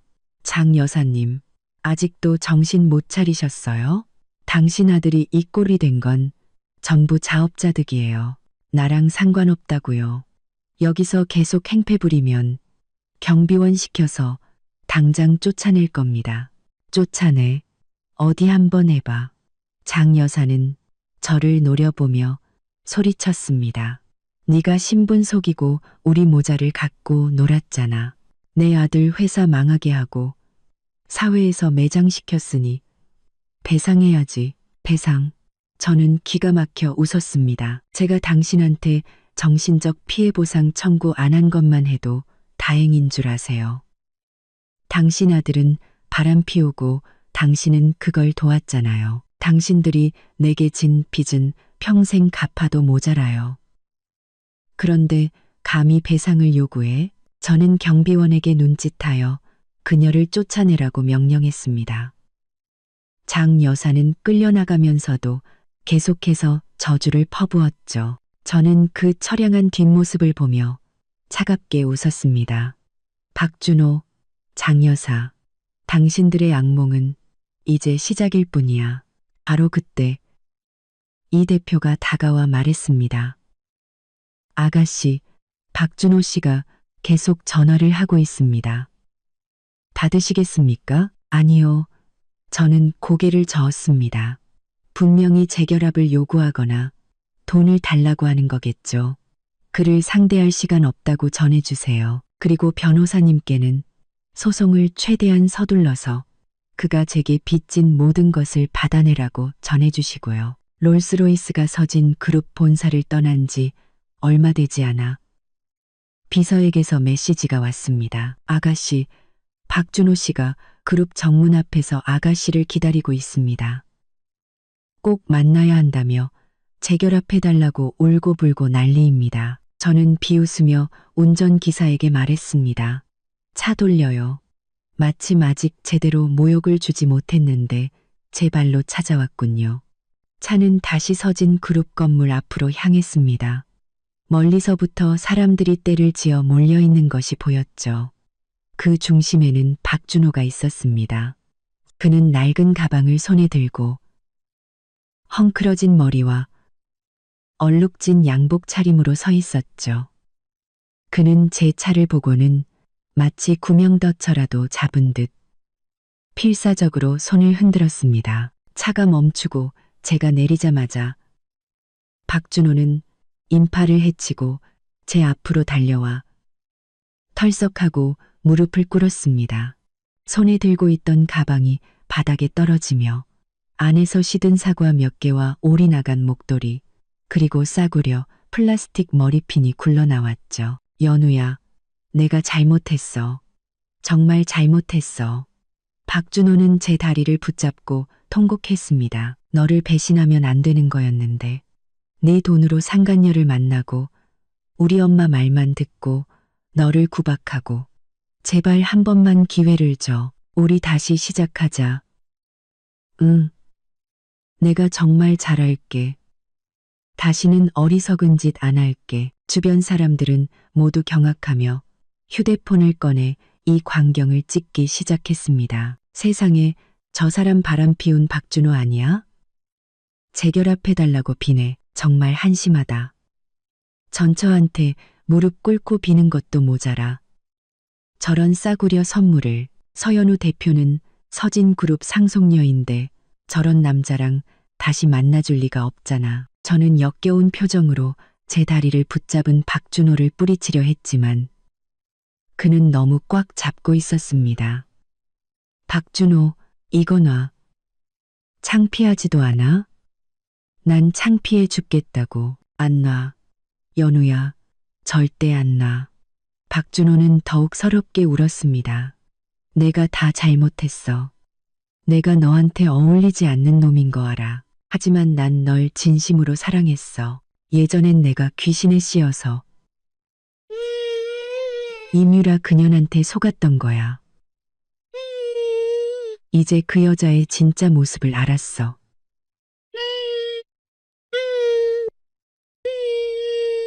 내 마음속엔 너뿐이야.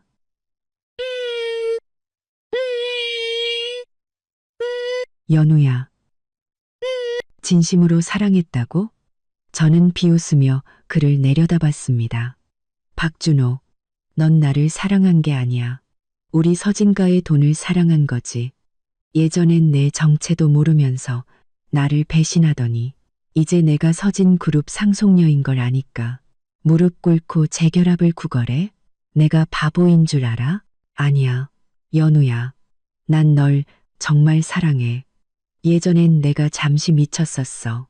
이제 정말 잘못을 뉘우치고 있어. 널 위해서라면 뭐든지 할게. 불 속이라도 뛰어들 수 있어. 불 속에 뛰어든다고? 저는 눈썹을 치켜 올리며 그를 쳐다봤습니다. 그럼 지금 당장 여기서부터 저 건너편까지 기어갔다가 다시 기어 돌아오면 한번 생각해 볼게. 박준호는 잠시 멍해졌습니다. 그의 얼굴이 하얗게 질렸다가 파랗게 변했죠. 주변 사람들도 제가 너무하다며 웅성거렸지만 대부분은 그가 받아야 할 벌이라고 생각하는 듯했습니다. 연우야. 박준호는 주변 사람들의 시선에 얼굴이 화끈거려 망설였습니다. 왜 못하겠어? 저는 비웃었습니다. 박준호, 그 정도 고생도 못하면서 날 위해 뭐든지 하겠다고? 넌 진심으로 재결합하고 싶은 게 아니야. 그냥 나한테 다시 빌붙어서 내 돈으로 편하게 살고 싶은 것뿐이잖아. 아니야, 아니라고. 박준호는 다급하게 소리쳤습니다. 연우야, 난 정말 잘못을 뉘우치고 있어. 제발 기회를 줘. 이것 봐. 내가 너 주려고 선물도 사왔어. 내가 정말 신경 써서 준비한 거야. 이 목도리 시장 몇 군데를 돌아서 겨우 산 거고. 이 머리핀도 네가 예전에 좋아하던 스타일이라서 특별히 고른 거야. 저는 바닥에 뒹구는 그 싸구려 물건들을 보고 어이가 없어서 웃음이 터져 나왔습니다. 박준호, 내가 지금 망해서 이런 쓰레기 몇 개 던져주면 감동할 줄 알았어? 이뮤라한테는 5억짜리 다이아 반지, 수백만 원짜리 가방 사주더니 나한테는 고작 이런 걸 준비했다고? 날 모욕하는 거야? 아니야, 연우야. 나 이제 돈이 없어서 이것밖에 못 샀어. 박준호의 목소리는 점점 작아졌고 그의 눈에는 창피함과 비참함이 가득했습니다. 돈이 없다고? 저는 비웃었습니다. 내 돈으로 상간녀한테 흥청망청 쓸 땐 오늘을 생각 못했나? 이제 와서 돈 없다고 내게 구걸하면 내가 불쌍하게 여겨줄 것 같아? 박준호, 잘 들어. 내가 평생 혼자 살지언정 너처럼 은혜도 모르고 탐욕스러운 소인배랑 다시 시작할 일은 절대 없어. 저는 옆에 서 있던 경비원에게 소리쳤습니다. 저 사람 끌어내 멀리 던져버려요. 내 눈앞에서 사라지게 해. 알겠습니다. 아가씨. 경비원들이 즉시 박준호를 끌어내려 했습니다. 연우야. 이러지 마. 난 널 정말 사랑한다고. 박준호는 제 다리를 붙잡고 놓지 않았습니다. 네가 아직 화난 거 알아. 날 때리고 욕해도 좋아. 제발 용서만 해줘. 뭐든지 다 할게. 때리고 욕하라고. 내 손 더럽히기 싫어. 저는 경비원에게 눈짓하며 차갑게 말했습니다. 그냥 끌어내. 거칠게 다뤄도 상관없으니까. 경비원들은 더 이상 망설이지 않고 박준호의 손을 억지로 떼어내 그를 끌고 갔습니다. 박준호는 필사적으로 발버둥 치며 소리쳤죠. 연우야, 나 포기 안 해. 네가 날 용서해 줄 때까지 계속 기다릴 거야. 마음대로 해.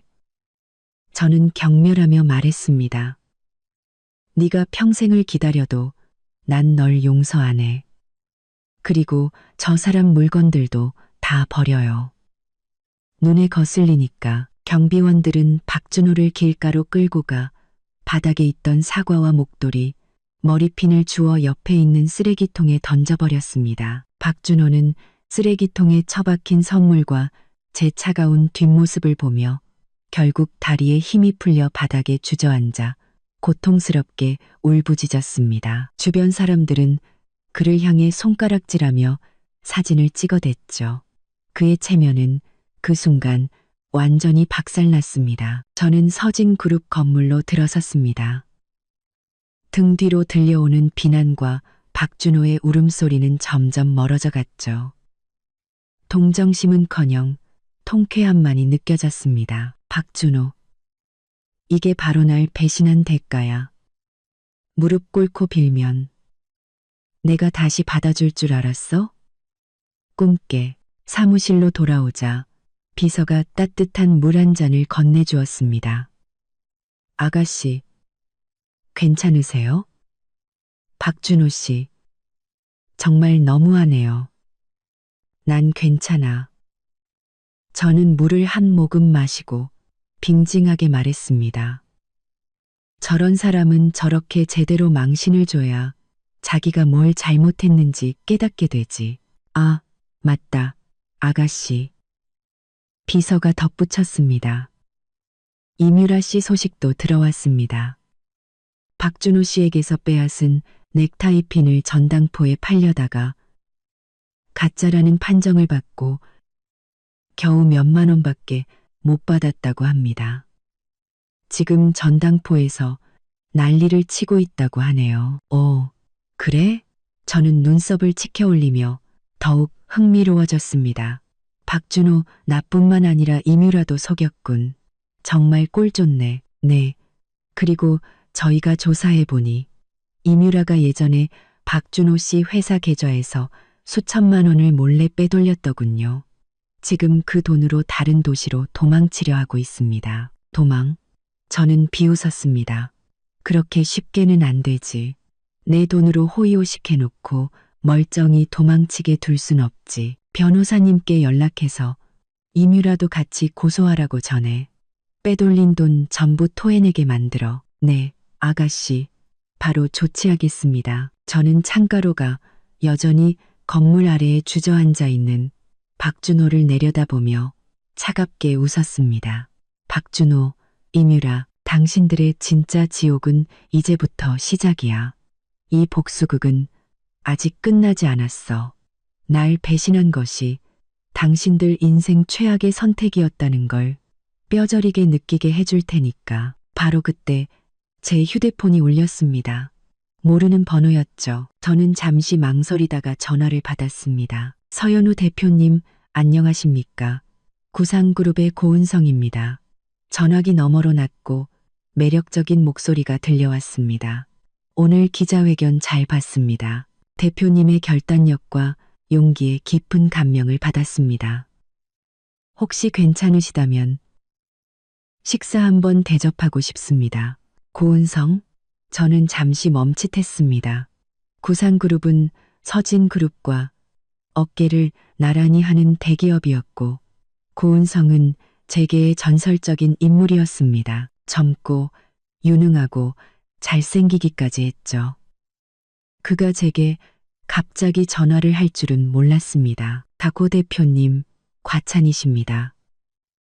저는 미소 지으며 말했습니다. 하지만 제가 요즘 좀 바빠서 시간이 될지 모르겠습니다.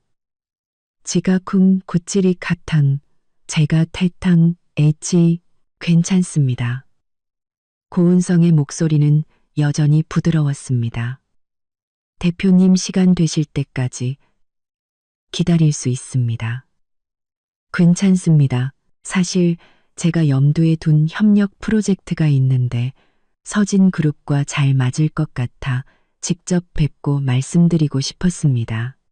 식사는 그저 곁들이는 것뿐입니다. 협력 프로젝트라는 말에 제 마음이 움직였습니다.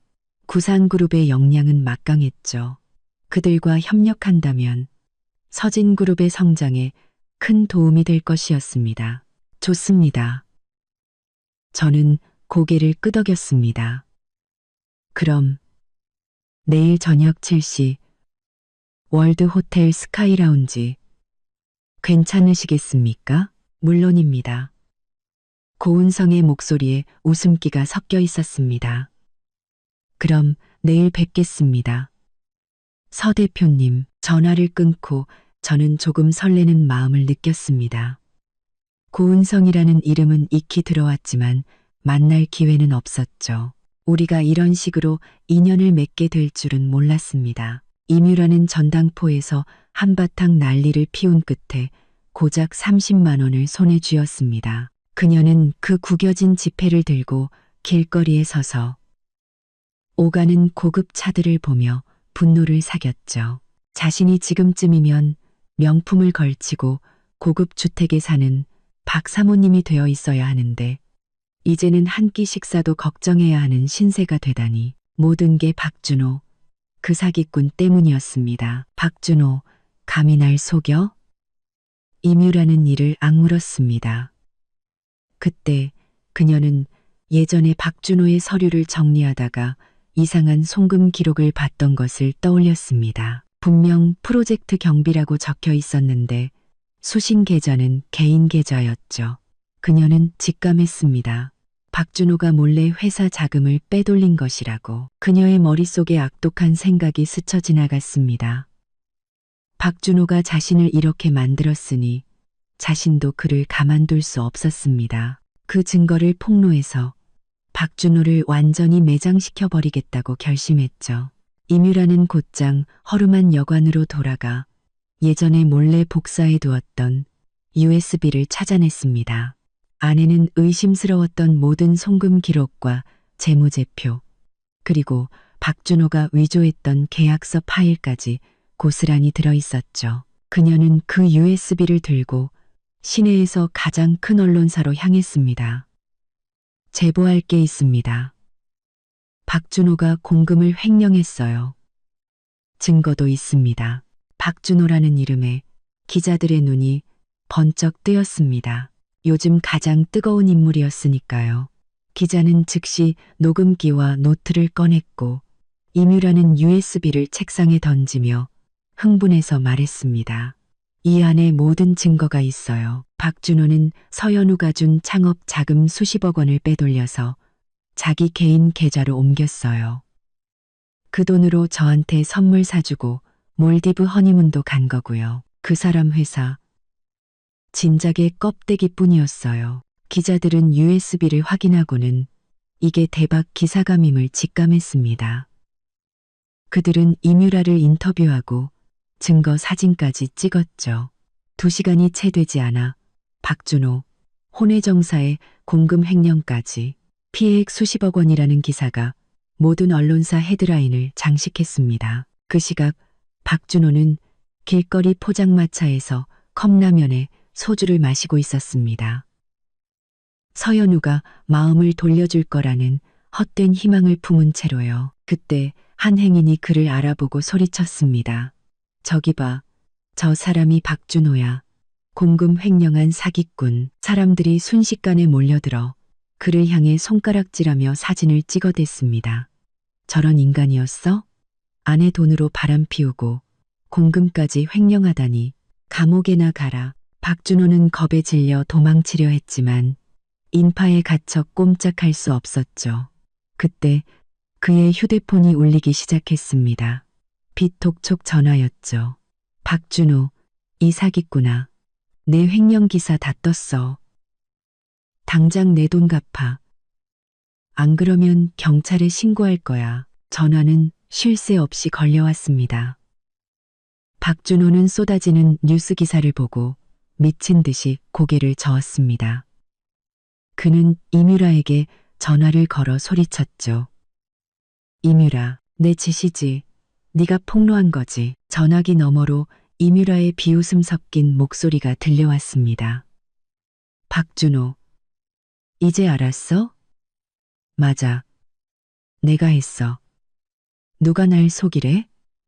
넌 감옥에나 가서 평생 죗값 치러. 난 내일 다른 도시로 떠나니까 다시는 날 찾을 생각 마. 임유라는 그대로 전화를 끊고 그를 차단해버렸습니다. 박준호는 멍하니 서 있다가 인파를 헤치고 미친 듯이 달리기 시작했습니다. 그는 한참을 달려 어느 외진 골목에 이르러서야 벽에 기댄 채 숨을 헐떡였습니다. 기름때 묻은 양복, 헝클어진 머리, 그의 비참한 모습. 그는 결국 무너져 내렸습니다. 머리를 감싸고 웅크린 채 고통스럽게 흐느꼈죠. 바로 그때 검은 세단 한 대가 골목 입구에 멈춰 섰습니다. 정장을 입은 남자 2명이 내려 박준호에게 다가왔습니다. 박준호 씨, 저희는 서연우 대표님의 변호인단입니다. 서 대표님께서 당신을 공금, 횡령 및 유책 행위로 정식 고소했습니다. 저희와 함께 가주시죠. 박준호는 절망적인 눈으로 그들을 쳐다봤습니다. 싫어. 난 돈 없어. 감옥 가기 싫어. 그건 당신이 결정할 문제가 아닙니다.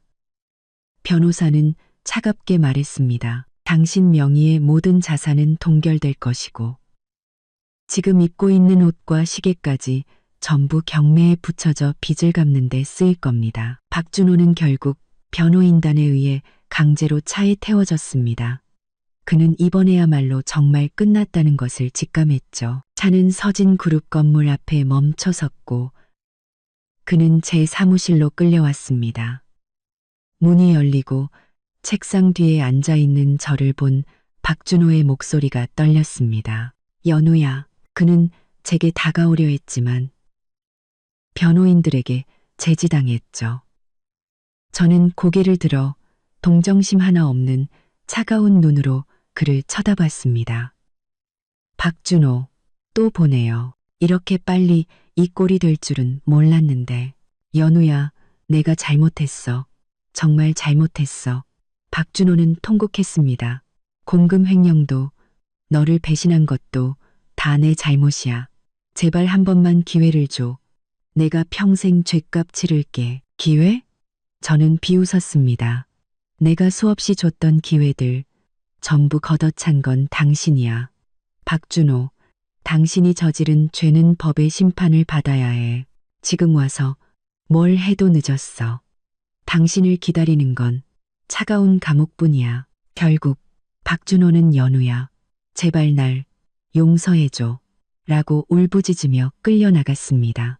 저는 그가 경찰차에 태워져 멀어지는 모습을 창가에서 조용히 지켜봤습니다. 아버지께 전화를 걸어 상황을 보고드렸고, 아버지는 이런 자는 법의 심판을 받아야 마땅하다며 저를 격려해 주셨습니다.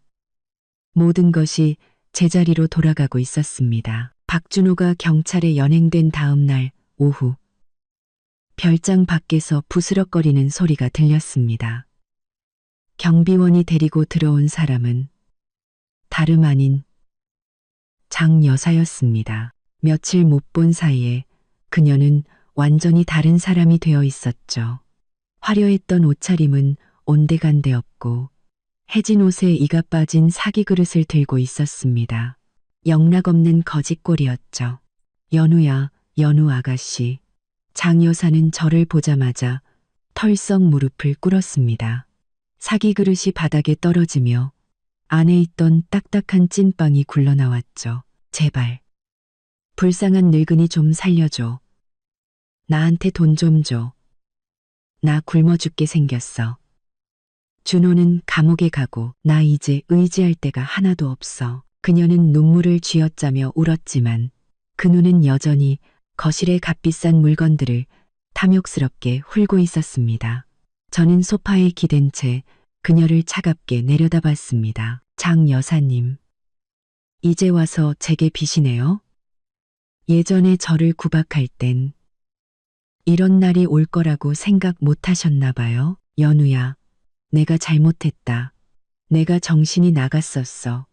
장 여사는 이마가 빨개지도록 머리를 조아렸습니다. 제발 이 늙은이 좀 불쌍히 여겨서 밥이라도 먹게 돈 좀 줘. 준호가 나오면 우리가 꼭 은혜 갚을게. 은혜를 갚는다고요? 저는 기가 막혀 웃었습니다. 어떻게요?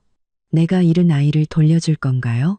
아니면 당신들이 빚진 돈을 갚을 건가요? 장 여사님, 지금 와서 불쌍한 척 연기해도 제 마음은 안 움직여요. 저는 경비원에게 부엌에서 어제 남은 음식물 쓰레기를 가져오라고 시켰습니다. 곧 경비원이 들고 온 양푼에는 먹다 남은 밥과 채소 쪼가리 그리고 뼈다귀 몇 개가 담겨 있었죠. 장 여사는 그걸 보고 얼굴색을 바꾸며 소리쳤습니다. 서연우, 네가 어떻게 나한테 이런 걸 줘? 이게 사람이 먹을 거야? 과분하죠. 저는 차갑게 말했습니다.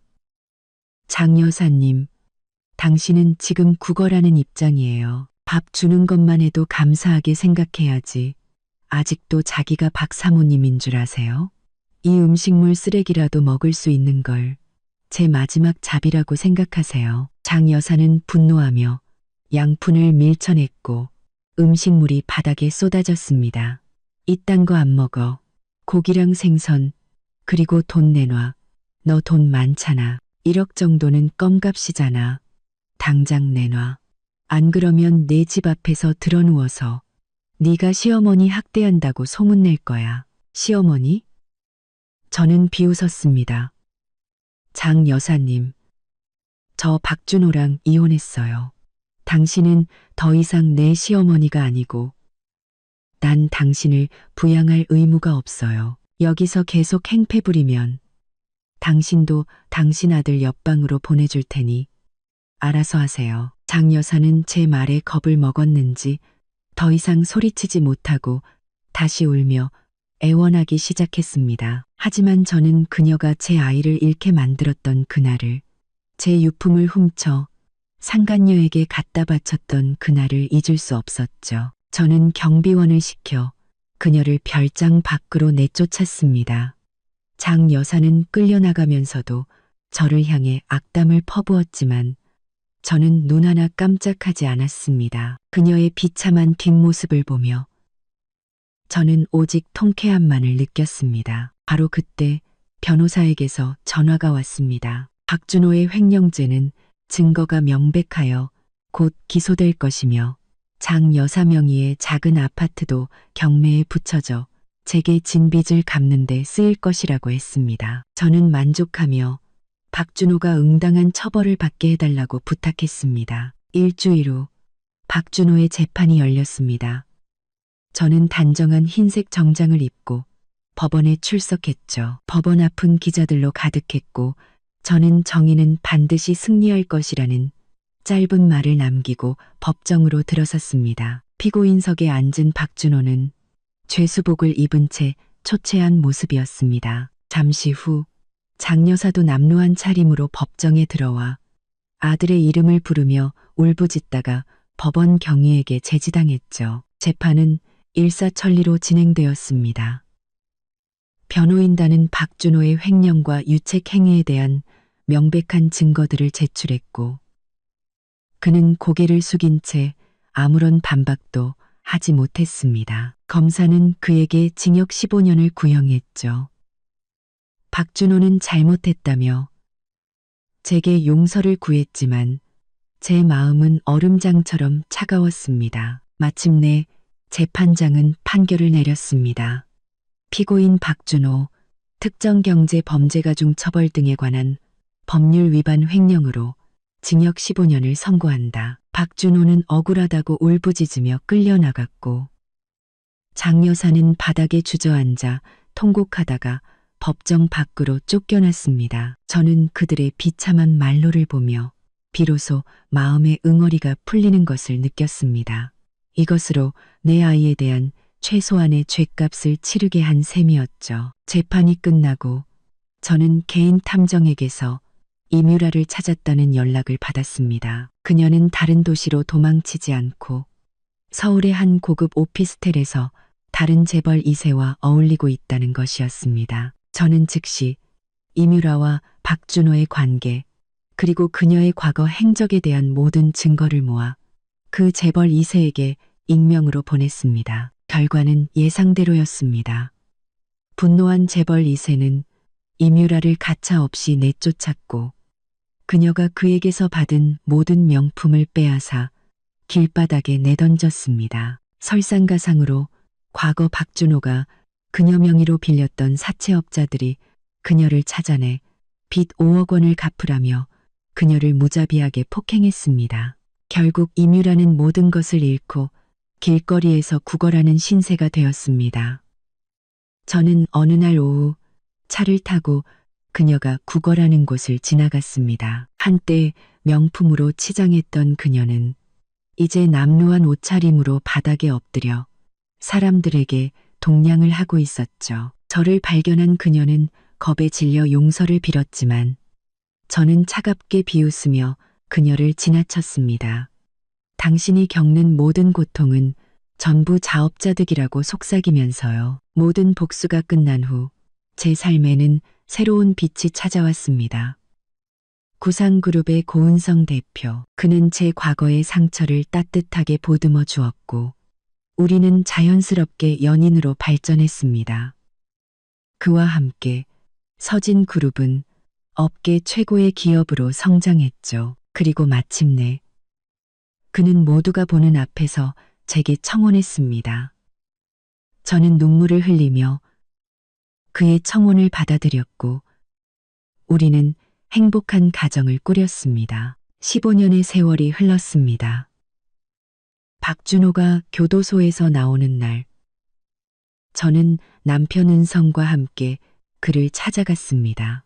15년의 옥살이는 한때 잘 나가던 사업가를 초라한 노인으로 만들어 놓았죠. 그는 행복하게 웃고 있는 우리 부부의 모습을 보고 충격과 비참함의 말을 잇지 못했습니다. 저는 그에게 그의 어머니 장 여사가 병으로 외롭게 죽었다는 사실과 이뮤라가 폭행 후유증으로 정신병원에 있다는 사실을 전해주었습니다. 박준호는 결국 무너져 내렸습니다.